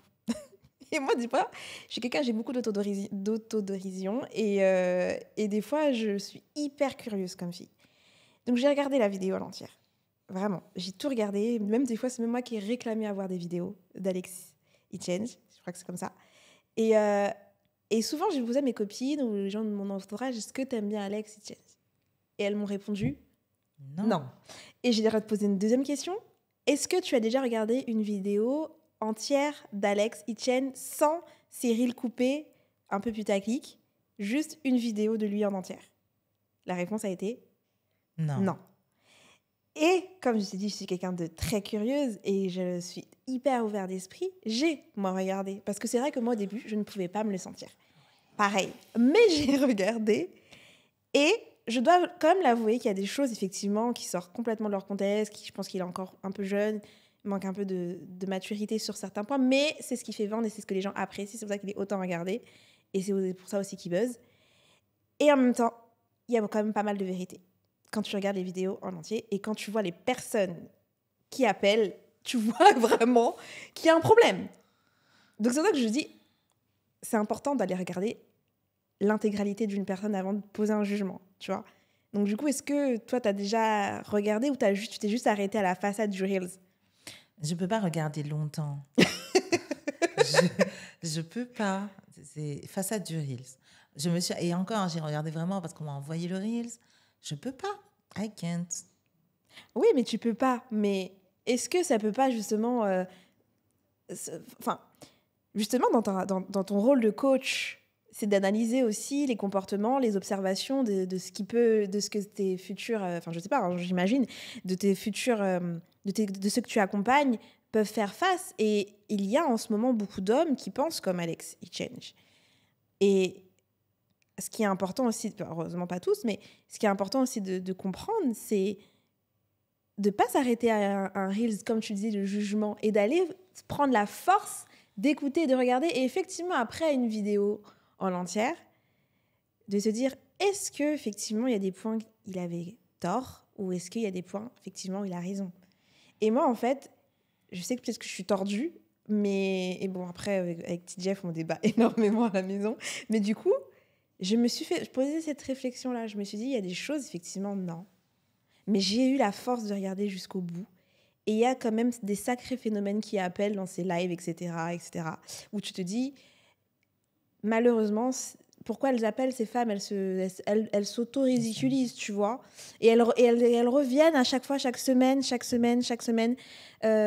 face à lui. Et effectivement, lui, il a une bonne élocution, il s'exprime bien, il travaille aussi sur son sujet. Et il dit des choses que nous, les femmes, et c'est là qu'on est différents, les hommes et les femmes, qu'il y a des choses que nous, on est très filtrés, où on ne va pas accepter d'entendre parce qu'on ne le voit pas de cette manière-là. Mais si on laisse tomber 2 secondes cette façon de réfléchir qu'on a, nous, les femmes, et d'être moins dans le oui, mais peut-être que si, ça, c'est de généraliser, eh ben, il n'a pas tort. Je vous donne un exemple concret. C'est vrai que la femme, de ses 15 à ses 25 ans, on va dire, elle est dans son niveau hyper attirante. Elle est vraiment dans sa fleur de l'âge, quoi. Je dis pas qu'à partir de 25 ans, elle ne l'est plus. Tu m'as regardé ou pas? Mais je rigole. Mais c'est vrai qu'un homme, à partir de 15, pour faire la différence, à partir de 15 ans jusqu'à 25 ans, il n'est pas encore accompli. Il est encore garçon, il fait encore enfant. Mais après les 25 ans, voire après même la trentaine, l'homme devient plus charmant, devient plus attirant. C'est différent. Voilà. Je dis pas, voilà. Et du coup, c'est sûr que quand tu dépasses un certain âge, et c'est comme ça, tu vas être catalogué. C'est la société qui est comme ça. Quand tu es une femme, tu dépasses un certain âge, même si tu es une bombasse, tu es la Gilo, etc.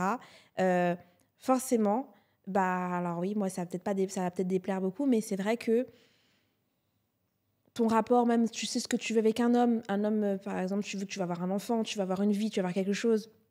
Un homme à 30 ans, il commence à se construire, donc il veut faire... On n'a pas le même rythme. Et du coup, des fois, ce qu'il dit, lui, c'est que à 25 ans... ça va être compliqué après tes 25 ans de trouver quelqu'un sur la longueur parce que finalement, toi, tu sais ce que tu veux former le mec comme tu as envie, mais lui, il n'a pas forcément envie de ça, donc il va aller forcément chercher quelqu'un de plus jeune. Enfin, je pense que je m'embrouille dans ce que je suis en train de dire, mais ce que je veux dire, en gros, c'est ça, c'est qu'on n'a pas le même rythme entre un homme et une femme. On dit souvent, lui, il dit que les femmes, elles sont, entre guillemets, expirées, périmées à partir de 27-30 ans. C'est ta personne, t'es périmée. Et qu'un homme à 30 ans, même après, il peut encore trouver des femmes plus jeunes. Nous, il y en a moins.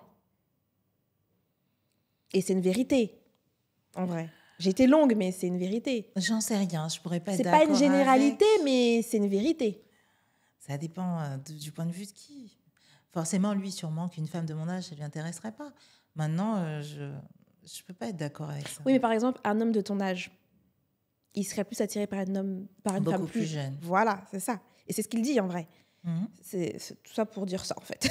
c'est ce qu'il dit. Et c'est toi, l'homme, peut-être, je mets des grandes parenthèses, l'homme qui va peut-être une femme de 30 ans, c'est peut-être l'homme qui va être intéressé par cette femme de 30 ans, ça sera peut-être un homme entre 40 et 50 ans. Tu vois ? Totalement ça. Alors que qu'est-ce qu'un mec de 30 ans va se prendre la tête à sortir avec quelqu'un qui a le même âge, alors que la femme à 30 ans, elle veut procréer, elle veut sa famille, enfin pas toute, hein, mais tandis qu'une femme à 25 ans, on peut voyager encore, tranquille, on a le temps, tu vois. Parce que eux, ils n'ont pas comment dirais-je, ce timing chronologique, gynécologique. Ouais, je vois. Tu vois. Oui, bon, et c'est ça qu'il dit, mais pas avec ces mots. Mais quand En fait, moi, c'est la forme qui m'embête. Okay. Je trouve condescendant, je trouve méprisant, je trouve rabaissant. Je trouve que c'est déjà assez difficile pour une femme de sortir de cette vision rabaissante d'elle-même, toute seule avec elle-même. Si en plus, elle doit prendre en modèle un homme qui traite les femmes super mal, ça ne me va pas. Maintenant, les idées directrices peuvent être bonnes, mais moi, la forme, elle ne me va pas. Elle ne me va vraiment pas. Et du coup, juste à cause de la forme, tu t'empêches de regarder ? Je ne m'empêche pas de regarder, ça ne m'intéresse pas du tout de regarder ça. Pour moi, je pense qu'il faut se nourrir de certaines énergies. Il y a des personnes avec qui ça va me faire du bien d'écouter. Par exemple, ce n'est pas le seul à porter ce type de propos. Et il y en a d'autres sur lesquels j'ai pu écouter jusqu'au bout. Je ne sais plus son nom, un black tout pareil, avec une bonne élocution aussi. Alors, il est beaucoup plus mince et tout. Il a une famille, il a un petit bébé en ce moment. Bref, importe. Et l'idée, c'est que lui, ça me parle beaucoup plus. J'ai déjà écouté ses podcasts de A à Z et effectivement, je me disais, ah ouais, quand même. Mais pour le coup, lui, la façon dont il parle, ok, les nanas, elles peuvent avoir les problèmes qu'elles veulent. Il y a des personnes qui peuvent avoir des problèmes qui m'appellent et je le sens et je vais dire, écoute, ok, pas de souci. Le mieux, si tu continues avec tel et tel, je vais te donner des ressources pour que tu puisses continuer à bosser sur toi. Et après, je laisse partir la personne. Mais je vais pas me mettre à dire, non, mais c'est de la merde ce que tu racontes. Non, mais tu sors d'où ? Non, mais réveille-toi. Non, sa façon de parler est trop condescendante. Ça me va pas, ça me passe pas. Après, c'est un personnage. Oui, sûrement, mais moi, ce personnage, je veux même pas qu'il m'atteigne parce qu'aujourd'hui, comme je te l'ai dit, j'ai cette femme très forte qui parle sur les réseaux et de l'autre côté, dans l'intimité, je suis très fragile. Donc, la moindre information peut me trotter longtemps dans la tête. Comme t'es périmée, c'est un truc qui peut m'imprimer pendant longtemps parce que j'ai cette fragilité de pouvoir perdre ma vision de moi-même facilement face à quelqu'un qui a peut-être l'air d'avoir plus de gabarit. Et du coup, j'ai besoin tout le temps de me protéger des pensées. Mais du coup, ça revient un peu à ce que je te dis tout à l'heure. Du coup, comme tu dis que tu as un instinct un peu fragile, le fait d'accompagner des fois des personnes qui sont fragiles, c'est pas dangereux ? C'est pas ma fragilité ne va pas intervenir sur sa fragilité. Ce que j'ai appris aux femmes, c'est que ma fragilité n'est pas une tare. Ma fragilité, ça m'empêche pas de vivre, ça m'empêche pas d'être très forte, en fait, finalement, puisque je survis, entre guillemets, avec mon... J'aime pas le mot, mais bon, j'ai pu... survivre avec mon fils, j'ai pu réussir malgré ma fragilité. Donc, avoir peur de l'avenir, ne pas pouvoir fréquenter n'importe qui parce qu'il faut que les idées restent au clair, trier beaucoup dans notre environnement pour rester stable, c'est une nécessité aujourd'hui pour cultiver une énergie positive à l'intérieur de moi. Et donc, je peux, avec de bonnes routines, avec une bonne connaissance de moi, trouver la routine et la façon d'être qui va me permettre de rester stable malgré mes fragilités, que petit à petit, je vais venir penser et guérir et aller en thérapie et autres. Et je ne leur cache pas que je suis encore en thérapie. L'idée, c'est que je ne transfère pas ma fragilité. Je pense avoir accompli beaucoup de choses malgré le fait qu'en face, j'ai des phobies, j'ai plein de choses qui viennent encore me gâcher un peu la vie. Mais pour autant, j'ai réussi aussi à mettre en place plein de choses dans ma vie. Donc, finalement, elles se disent, c'est pas totalement perdu. Et donc, la fragilité, on en fait véritablement une force. Maintenant, c'est arrêter d'essayer de la cacher sous une fausse apparence de force, mais bien équilibrer les deux en disant, OK, je suis très forte parce qu'il a fallu que je survive, mais en même temps, j'ai une part de fragilité qui fait ma féminité. Et arrêter de faire comme si elle n'existait pas. C'est justement cette fragilité et cette perte de confiance en soi qui fait qu'on attaque l'autre. Lorsqu'il vient nous dire, t'es fragile. Maintenant, c'est ouais, je suis fragile, chérie. T'acceptes pas, c'est toi qui vois. Mais par contre, si tu viens me dire, je suis fragile et que j'ai peur de cette fragilité, je vais t'attaquer en disant, non, c'est pas vrai, je vais te le prouver. Et c'est ça qu'on veut plus, revenir à cette féminité. Donc, je transfère pas, tout vient de l'autre. Donc, non, je mets pas en danger mes clientes, je crois pas. Après, elle pourrait dire l'inverse, hein, mais je pense pas non plus. Elles sont venues pour ça.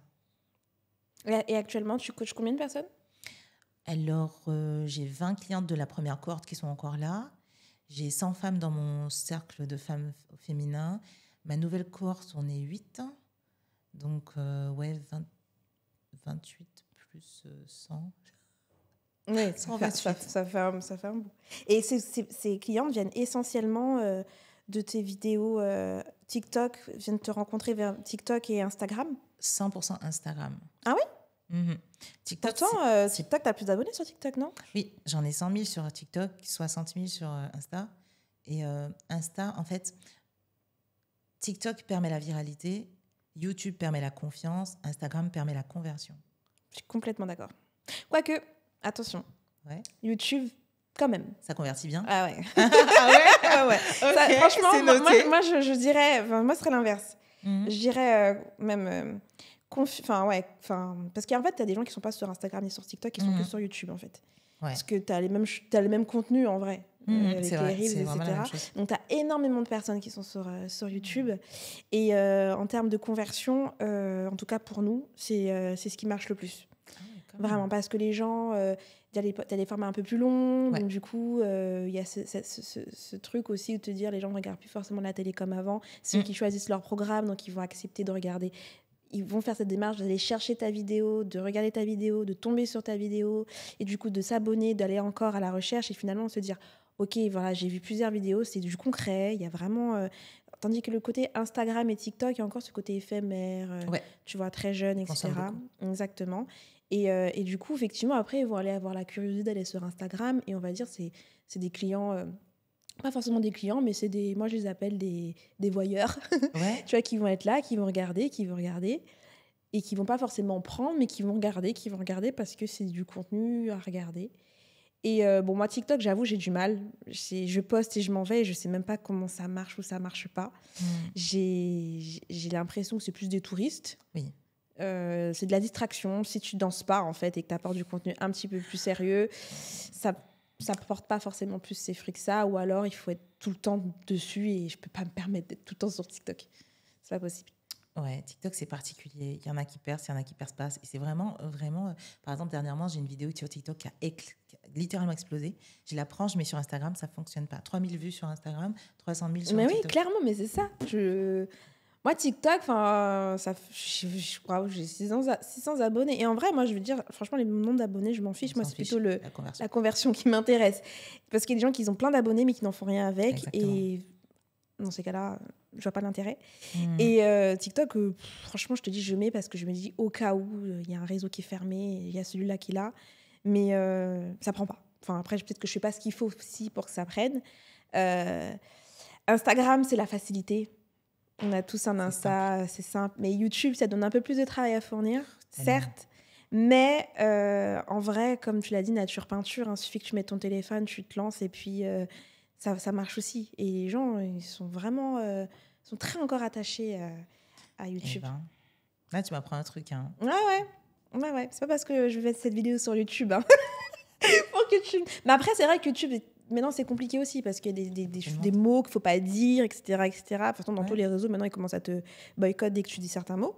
Mais c'est quelque chose qu'il ne faut pas sous-estimer. Et je pense que de plus en plus de gens se mettent aussi... il y en a toujours eu, mais qui se mettent sur tous ces canaux-là pour la diffusion, pour le message, pour leur contenu, pour leur business. Et voilà, la preuve, c'est que les podcasts sont énormément augmentés actuellement, que ce soit podcast vidéo, podcast audio. Tu peux écouter très bien ce podcast en étant en train de conduire. Donc ça fonctionne vraiment, vraiment, vraiment bien. Ok. J'ai envie de te poser une question sur les faits d'actualité en ce moment. Donc, on est sur Paris, va avoir bientôt les JO. On a parlé énormément du cas de Aya Nakamura. Je sais pas si tu en as entendu dans ta bulle de salsa. En fait, Pas du tout. Elle a fait quoi? en gros, elle a été pressentie pour chanter pour les JO Edith Piaf. Et il y a eu une pancarte très raciste sur elle. Ok. Et en disant on est à Paris, on n'est pas à Bamako. Ah, c'est pas mal. Sympa, hein. Ah, Alors que c'est la fille, la chanteuse la plus streamée et la plus écoutée à l'étranger. Française, parce qu'elle est française. Et moi, le paradoxe que je voulais faire avec, c'était l'effet Aya, c'est une chose, mais est-ce que, en fait, être noir, ça dérange? Est-ce que c'est valable aussi dans le business? Est-ce que quand on est noir dans le business, dans l'entrepreneuriat, on n'aura pas la même cible que d'autres personnes qui font exactement la même chose? On n'aura peut-être pas les mêmes forces, ou alors c'est encore de la victimisation. Parce que clairement, si je reprends le cas d'Aya, si c'était, je sais pas moi, bon, elle est belge, mais Angel ou une autre personne, je sais pas moi, qui chante, Eva Queen, je sais pas comment on l'appelle, enfin, j'essaie de penser des gens par rapport à mes nièces, qu'est-ce qu'elles regardent et tout. Mais voilà, est-ce que une autre chanteuse caucasienne, blanche, à pop, n'aurait pas eu... est-ce qu'elle aurait eu tout ça, ce déferlement? Et c'est la même question, du coup, je me pose en business. Est-ce que toi, Prisca, vu que tu es une femme entreprenante, qui a sa société et qui est noire, est-ce que la difficulté est plus difficile? Quelqu'un qui est racisé? Je pourrais toujours dire que oui, c'est plus difficile, mais en même temps, je le ressens pas forcément parce que j'oriente mes pensées vers un certain prisme qui est que là, ils sont en train de faire connaître Aya dans le fin fond, même du trou de la France. N'importe qui ne connaissait pas Aya avant parce qu'il aurait peut-être swipé la chanson sur ses réseaux, se rend compte de qui elle est aujourd'hui. C'est un super coup de pub. Alors, elle n'avait pas besoin de ça en soi, hein, mais moi, je trouve ça génial, personnellement. Oui, on parle d'elle, donc du coup, forcément, les gens vont voir, mais qu'est-ce qu'elle chante? Bah oui, c'est ça. Et du coup, ils vont écouter, ils vont dire, mais c'est nul, c'est pas grave, nous, on aime bien. Tu vois. Donc, l'idée, c'est que moi, je trouve ça énorme, moi, je trouve ça génial. Maintenant, c'est mon point de vue. Moi, je trouve que cet anti-buzz, d'une certaine façon, je suis connue par rapport à ma couleur de peau. En immobilier, il m'est arrivé un truc, par exemple, que j'adore. C'est que à la fin, du coup, quand j'ai acheté mon tout dernier appart dans lequel je vis, la colocation, eh bien, celui-là, j'arrivais pas à le financer. Parce que j'étais seule, c'était le seul appartement que j'achetais seule, et j'étais noire. Donc à chaque fois que j'arrivais quelque part, on me faisait comprendre non, en fait, pas vous, on va pas, voilà. À la banque, ouais, voilà, pour les de haut, quoi. Exactement. Sauf qu'une fois, je suis tombée, alors j'ai fait 20 banques, hein, dis-toi. Je suis tombée sur un directeur de banque. J'arrive, et ça fait longtemps que j'investis, donc moi, je lui parle normal de tout ce que je veux, de toutes ces options. Bref, je lui parle comme un banquier. Et finalement, il me dit, écoutez, moi, ça me dit bien de vous financer. Donc, je reviens avec le compromis 2 semaines plus tard. Donc, on fait les signatures, tout ça. Et il me dit, vous savez, je pensais que vous étiez une fausse personne. Oui, il m'a dit qu'en gros, il pensait que j'étais une collègue qui était venue tester comme un client mystère la discrimination ethnique. C'est pas vrai. Dans son agence. Et je lui ai dit, c'est pour ça que vous m'avez dit oui. Et il a souri. Et je me suis dit, oh putain, je l'ai eu. Non, mais toi, tu vois ça négativement. Moi, j'avais eu 20 noms. Oui. Moi, comme ça, t'avais eu ta récompense. Au final, tu t'en fiches un petit peu. L'appartement, je l'ai acheté 80 000, 1 600 € de loyer derrière quand les 4 chambres sont louées. J'en ai rien à faire que ce soit une discrimination. J'ai eu mon appart. Attends, il y avait 20 personnes, mais la façon dont les autres m'avaient pris de haut, lui, il a dû faire le gars. Oui, il n'y a pas de souci. Moi, ça me dit beaucoup de vous financer. Sauf qu'il pensait que comme j'avais le langage banquier, et qu'en plus j'étais noire, je serais arrivée un peu perdue, je connais pas l'investissement. Mais là, je lui parlais clair, le dossier il était complet. Il s'est dit, elle travaille à la banque. Et ça m'a servi d'avoir à la fois mon gabarit et à la fois le fait d'avoir la peau noire.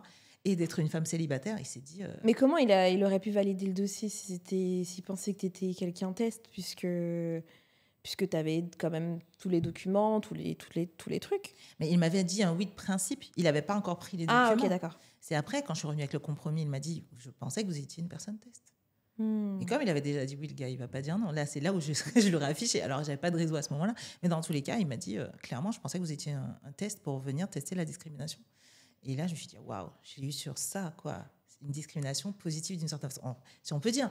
Mais c'est une discrimination. Pour autant, ça m'a servi. Et donc, moi, aujourd'hui, j'ai déjà connu le racisme, des personnes qui me traitent de bougnoule ou quoi. Mais toujours, il m'arrive toujours des trucs super positifs par rapport à ça.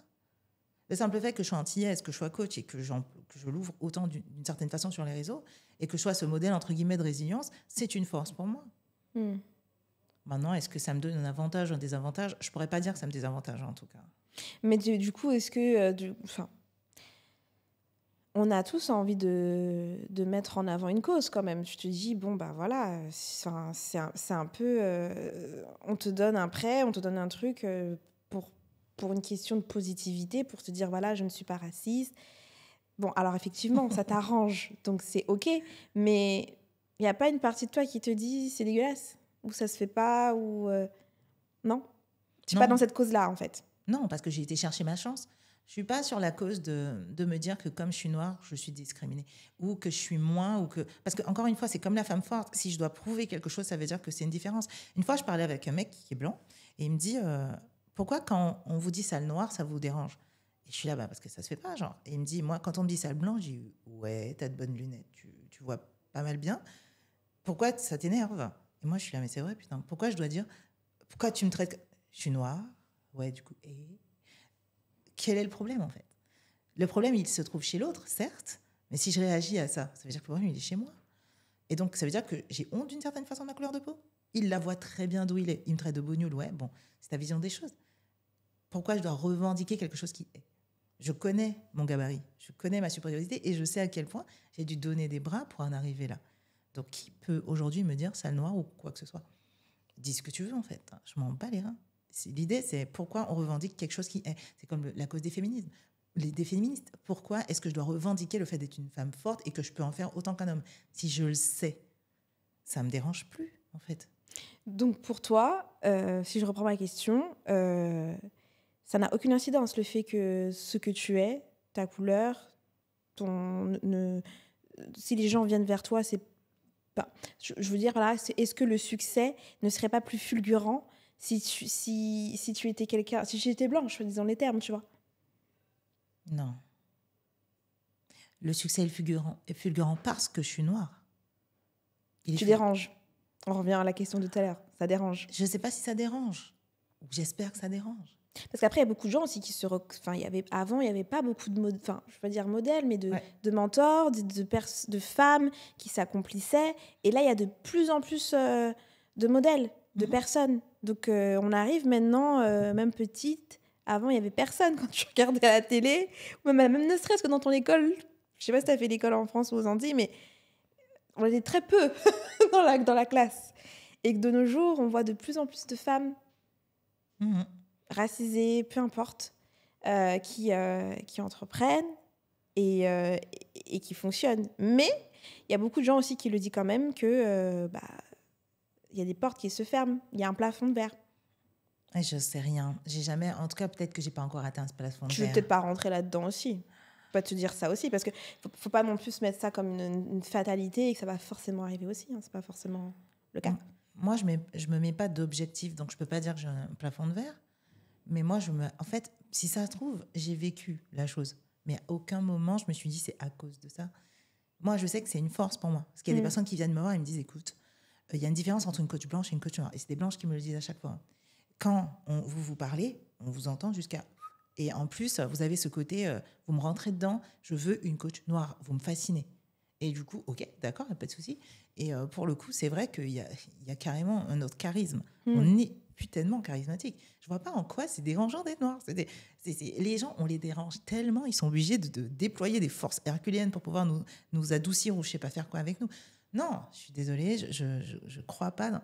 Je sais qu'il y a la discrimination, mais pour moi, aujourd'hui, pour réussir, c'est, en mon sens, un avantage. Mais parce que, justement, on a vécu, c'est ce que tu disais tout à l'heure, on a vécu tellement d'injustices qu'on est obligé, enfin, entre guillemets, on a tellement pris de claques qu'on va déployer plus de force. Et donc, après, qui peut me tester? Qui peut me dire qui je suis? Personne.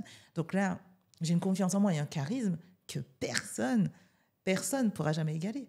Et je le vois aussi même par rapport à mon métier.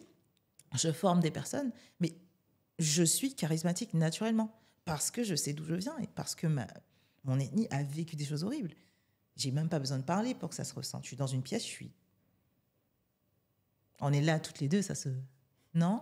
C'est énergétique, le truc. Oui, bien sûr. Donc, pour moi, j'ai pas... Non, t'es pas dans ça.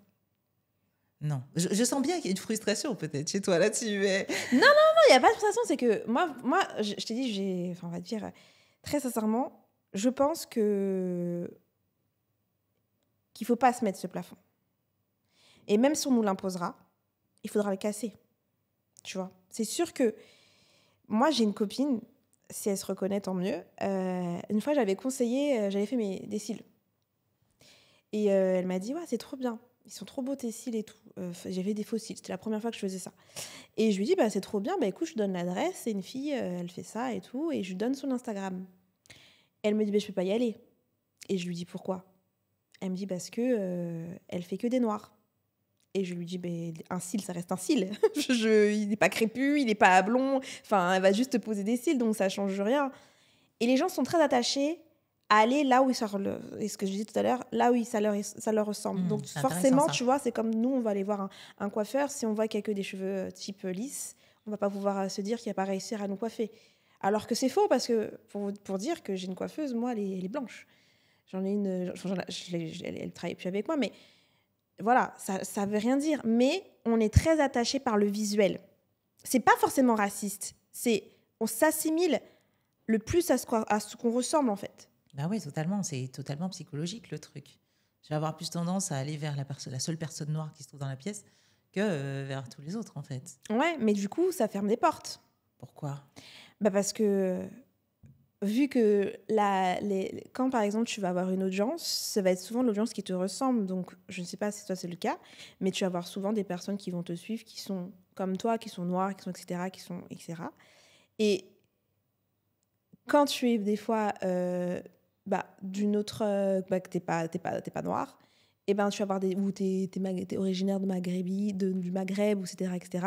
Tu as des gens naturellement, ils vont aller là où ça les ressemble. Donc du coup, on devient de plus en plus communautaire, et ça se ressent aussi peut-être dans le business. Ben en vrai, moi, j'ai pas du tout. Est-ce que c'est dérangeant en vrai? Est-ce que finalement, est-ce que même c'est dérangeant que ça soit comme ça? Mais moi, j'ai pas cette barrière. J'ai pas que c'est une barrière, mais c'est une observation. Franchement, j'ai pas ce ressenti. Après, j'observe peut-être pas assez. Peut-être que je fréquente pas assez de gens pour savoir. Mais j'ai pas.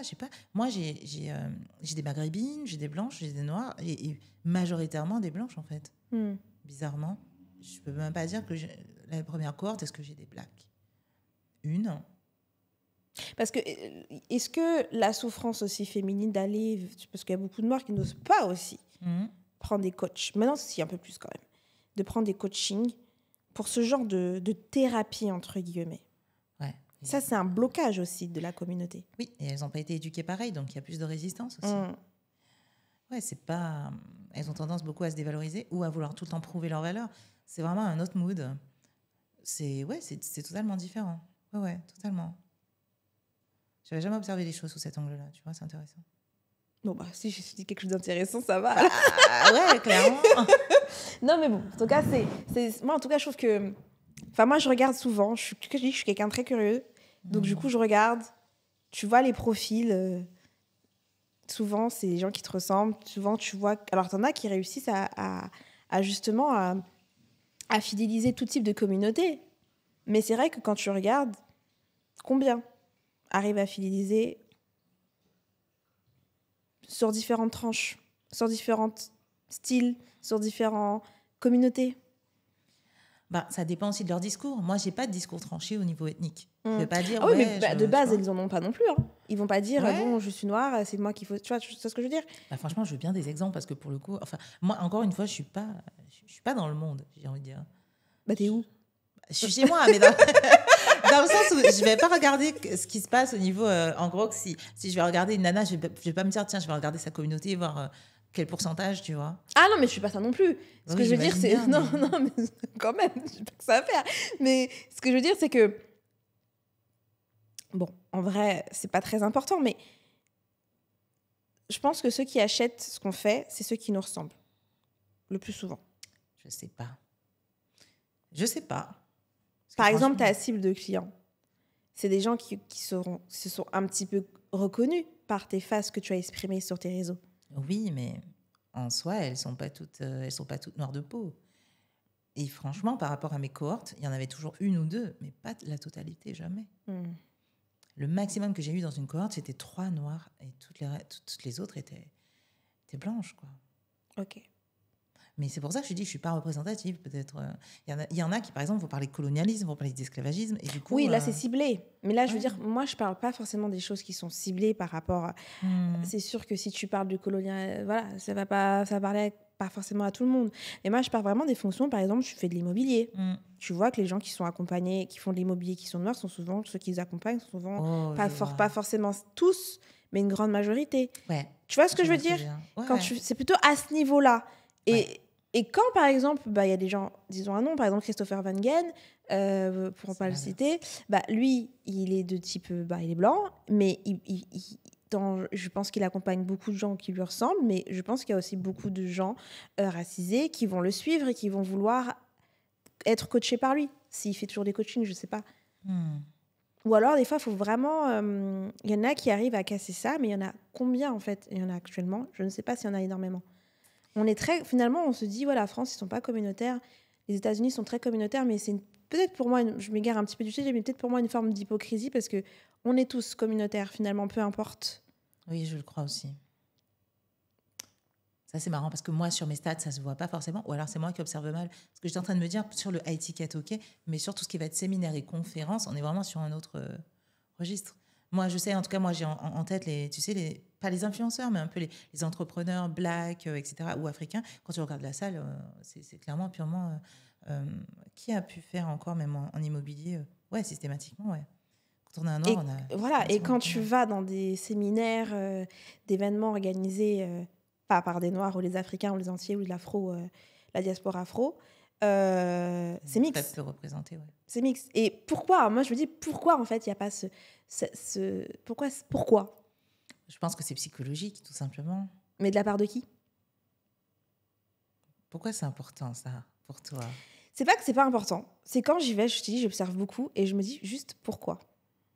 Pour moi, c'est pas important, après je m'en fiche, tu prends l'information, l'essentiel c'est que tu prennes l'information, tu prennes la connaissance, tu prends ce qu'il y a à prendre pour ce que tu as besoin de faire. Mais c'est vrai que c'est présent. Moi, je pense que c'est au niveau du cerveau que tout ça se joue. Il y a eu des tueries et même des civilisations entières qui se sont entretuées juste sur une question de tiens, nous on est clair, vous êtes foncé, par exemple. Ça, c'est connu. Et pour le coup, je pense que le cerveau a bien enregistré qu'il y a un danger à essayer de se mélanger. En mon sens, déjà, juste les couples mixtes, à l'époque, ils se faisaient bannir. Enfin. Donc là, pour le coup, je pense que ça doit être du même registre. Il y a sûrement une question de neurones miroirs ou quelque chose comme ça. Il y a des études qui ont été faites là-dessus, sur la question de, par exemple, par rapport à tous les génocides qui ont eu lieu. Alors, j'ai pas envie de tomber dans l'antisémitisme, mais ils faisaient des tests avec des personnes. Alors, j'ai peur de dire des conneries maintenant, mais en gros, ils leur montraient des photos de personnes qui ne sont pas de la même ethnie, et ensuite, ils leur disaient, cette personne est morte. Et c'était froid à cette idée. Et en fait, on leur montrait ensuite une personne de leur ethnie, cette personne est morte, et il y a tout de suite une grande empathie qui se met en place. Et donc, en fait, on comprend pourquoi, justement, quand les personnes ne sont pas de la même ethnie, il n'y a pas l'empathie qui se crée, qui fait que parfois, il y a des tueries juste par rapport à ça. Ils les considèrent comme étant autres, même pas humains. Et bref, ils essayaient d'expliquer, en gros, sur le camp de concentration, pourquoi est-ce que des personnes tuaient des personnes avec un sang-froid. Enfin, bref. Donc, je pense que c'est neurologique. Enfin... C'est la petite réflexion qu'on s'est complètement écarté du sujet. Totalement. De toute façon, on va bientôt conclure. Moi, j'ai une autre petite dernière question à te poser. Tu es maman, tu as un fils, du coup. Donc, qu'est-ce que tu dis à ton fils, justement, sur ce rapport homme-femme qui fait tant débat, sur ce rapport homme-femme, sur cet aspect business, Indépendance, liberté. Sa nouvelle femme, quand il aura une femme, quel comportement? Alors, moi, j'avais suivi un accompagnement justement par rapport à ça. Et ce qui en était ressorti, c'était qu'il fallait surtout que je le castre pas. C'est-à-dire que je sois pas sur ses côtes, que limite je délègue tout ce qui était masculin. Et que du coup, je fasse entrer des hommes dans ma vie, même si c'était des personnes que je paye, pour le cadrer. Et donc, c'est ce que j'ai fait. Et du coup, il y a des choses que je ne fais pas avec lui, comme ses leçons, ce genre de choses. Alors que d'habitude, c'est toujours la maman qui fait ces choses-là. Hein. Mais en tout cas, il avait besoin de figures masculines pour avoir d'autres modèles. Et on me disait justement que, alors ça va paraître un peu bizarre, mais que je devais être moins sur lui dans le sens oh mon petit bébé, mais vraiment prendre une grande distance de façon à lui laisser l'occasion d'être un homme et que lui, s'il vient vers moi, je le câline, mais que s'il vient pas vers moi, de pas essayer de l'étouffer parce que ça castre en fait un homme. C'est les conseils que moi j'ai eus et que j'applique avec lui, mais autrement, notre relation elle est assez complice. Il y a très très peu de conflits justement parce que j'ai délégué les choses. J'ai pas de rapport particulier avec lui. Par rapport à l'indépendance, bon, on parle souvent de l'école et de l'importance de l'école parce que c'est un sujet entre nous, mais pour le coup... Toi, tu le verrais dans l'entrepreneuriat? Ou tu dis en tant que mère, il fera ce qu'il a envie, mais qu'est-ce que si tu pouvais avoir une petite baguette magique, dire fais ça mon fils. Ben, c'est clair, moi je le vois bien dans l'entrepreneuriat. Effectivement, avant même d'être youtubeuse, il me disait qu'il voulait être youtubeur. Et je disais, ouais, bon, vas-y, rigole et tout, on gagne pas d'argent avec Internet. Et puis après, je le suis devenue. Mais pour le coup, ouais, moi je le vois dans l'entrepreneuriat, surtout que bon, c'est pas qu'il aime pas l'école, mais c'est que c'est compliqué. Et ouais, moi, mon objectif, ouais, clairement, c'est d'en faire un entrepreneur. Mais il a déjà un peu la fibre. T'aimerais qu'il travaille avec toi plus tard? Moi, non. Quel âge a ton fils, si je peux me 11 permettre? ans. 11 ans, oui, il a encore le temps. Avec moi, je sais pas. Mais en tout cas, qu'il ait les bases, peut-être, pour faire absolument tout ce qu'il a envie de faire. Pas se cantonner sur... par exemple, quand il dit aux gens, je veux être inventeur et en même temps youtubeur, et faire les deux en même temps sur YouTube, les gens lui disent, oh, vas-y, redescends de ton truc, arrête ton délire. Et moi, je lui dis, il n'y a personne qui peut te dire quoi que ce soit, parce que cette personne qui te parle, là, en face de toi, elle est prof, elle a suivi des études, et en fait, elle est limitée par son propre prisme. Donc, te mets aucune limite. Juste, fais ce que tu as envie de faire, tu veux être inventeur et on y va. C'est tout. Maintenant, il faudra que tu sois bon en maths parce que pour inventer des trucs, il faut faire des études, tu vois. Mais l'idée, c'est que derrière, tu assures dans le domaine que tu veux et on y va. Tu n'as pas envie de créer la dynastie avec ton fils?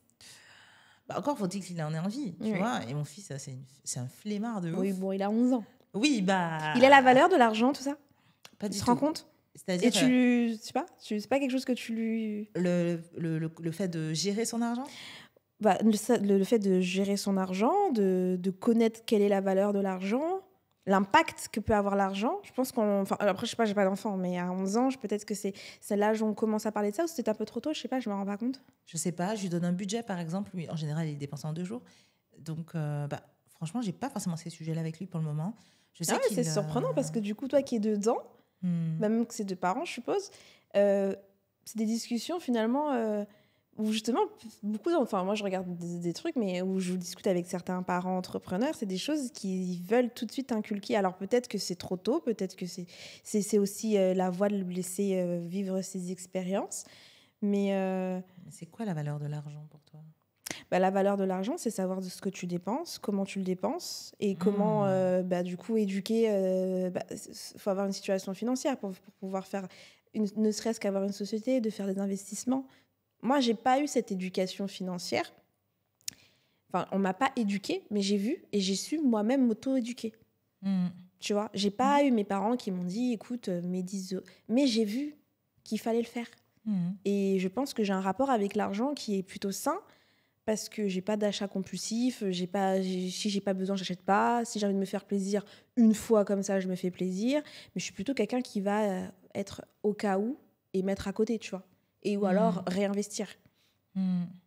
Alors moi, je sais que je fonctionne comme ça. Maintenant, lui, pour le moment, c'est monsieur dépense, quoi.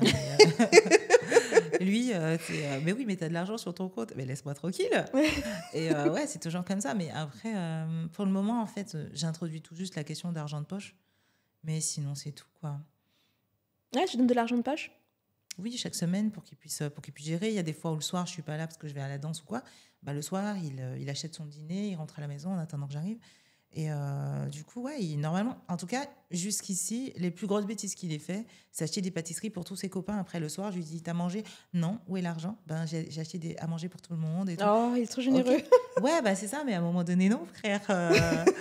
Et du coup, je lui réexplique. Mais jusqu'ici, c'est la seule chose. Après, on parle peut-être de comment lever des fonds. En général, c'est comme C'est ça. important. On a une fois étudié YouTube. En fait, à un moment donné, j'étais vraiment dans un délire de je veux qu'ils comprennent comment on gagne de l'argent, comment on crée un tunnel. Tu crées une vidéo, ok, mais c'est pas la vidéo qui te fait gagner de l'argent, c'est la façon dont tu vas agencer tes trucs et tout. C'est les seules conversations qu'on a eues avec un peu de travail. Est-ce que c'est ça l'éducation à l'argent? J'en sais rien. Je sais qu'à un moment donné, j'avais une chaîne, je voulais ouvrir une chaîne avec lui sur la question d'éducation à l'argent, mais plus entrepreneuriale dans le sens comment faire pour générer de l'argent à partir de rien. Comment aller chercher tes talents, ce que tu aimes faire ou ce qui te passionne, pour le proposer à un public qui potentiellement achèterait chez toi. Et donc je lui ai dit, écoute, regarde tous les youtubeurs et tu vas me donner 3 façons dont ils gagnent de l'argent. Et là, il m'avait expliqué, il y en a un qui vend des t-shirts et des produits additionnels. Il y en a un autre après, quand tu cliques, il y a une formation. Et il y en a un autre après, je ne sais pas comment il fait, mais en tout cas, il achète toujours plein de trucs. Alors peut-être qu'il a d'autres sources et tout. Et je lui dis, ah, c'est bien et tout. Donc en fait, c'est plus dans ce mindset-là. Mais en soi, je ne peux pas lui dire, allez, viens, on va parler d'argent et de gestion. Enfin, c'est jamais arrivé ça. J'ai toujours essayé de le... En fait, surtout parce qu'il a ce projet d'ouvrir une chaîne YouTube, mais toujours dans le sens comment tu fais pour lever les fonds plutôt que de... Ouais, le tunnel de vente, je pense que c'est un peu ma spécialité. Je vois ça. Il faudra qu'on en discute d'ailleurs. C'est vrai, avec plaisir. Franchement, c'est trop marrant. Bah écoute, en tout cas, merci beaucoup Friska. Merci on arrive à la fin de ce podcast qui a été vraiment riche. On a parlé pas mal de sujets. Oui. Tout en restant un petit peu dans la base du sujet. Mais pour finir ce podcast, j'aimerais savoir quels sont tes objectifs ou tes plans pour ce reste de l'année. Si tu as quelque chose aussi à nous dire, une citation, peu importe. Et pourquoi pas nous dire qui est-ce que tu aimerais voir la prochaine fois aussi dans ce podcast sans chichi, sans blabla. Ce serait marrant. Je t'aurais dit de te mettre au défi pour amener Christopher Van Gane. Ma foi, on verra. Franchement, je suis sûre que c'était possible. Surtout pour toi, je pense que c'est possible. Ah ouais? Tu glisses un peu le truc. Donc, du coup, ethnique, quoi qu'il aurait pu fuir, j'en sais rien. Non, je pense que c'est possible. Mes projets, moi, j'aimerais bien passer en présentiel. J'aimerais bien faire du physique, faire des conférences et puis grossir de plus en plus de façon à la fin faire un séminaire. Donc ouais, vraiment là, je pense que c'est le gros objectif de cette année. Sinon, autrement, j'ai pas forcément d'objectifs chiffrés ou quoi. J'aime bien... si, bien sûr, j'ai des objectifs chiffrés, mais je ne m'en mets pas une pression plus que ça. T'as une idée de l'objectif chiffré que tu souhaites faire d'ici la fin de l'année? J'aimerais bien arriver à 500 000 euros. Ok. Mais sans pression. Et en tout cas, à travers les 3 années que j'ai passées là, je vais essayer de tirer le meilleur de tout ce que j'ai pu créer pour pouvoir arriver en tranquillité à ce niveau-là, sans forcer ni rien. C'est vraiment l'objectif. Ok. Bah écoute, encore une fois, je te remercie énormément, Friska, d'avoir fait ce moment. On a bien discuté, on a bien papoté. Je tenais vraiment encore à vous dire, n'hésitez pas à prendre ce podcast, à l'écouter, à le réécouter. Et surtout de croire en vous, d'avoir confiance en vous et aussi de mettre les moyens, tous les moyens, intelligemment. Ne quittez pas votre salaire comme ça, encore une fois. Faites les choses intelligemment. Faites-vous accompagner si vous avez des carences, si vous avez des problématiques avec notre thérapeute Friska. Et surtout, je pense ce qui est très important, c'est que, comme tu l'as très bien dit, j'ai beaucoup aimé, la faiblesse, c'est même une force. C'est pas l'opposé, c'est pas le contraire. C'est, pour moi, quelque chose qui s'accompagne, qui se serre les coudes, la force et la faiblesse. Donc, mettons en place des choses, mettons en place des choses pour améliorer votre quotidien.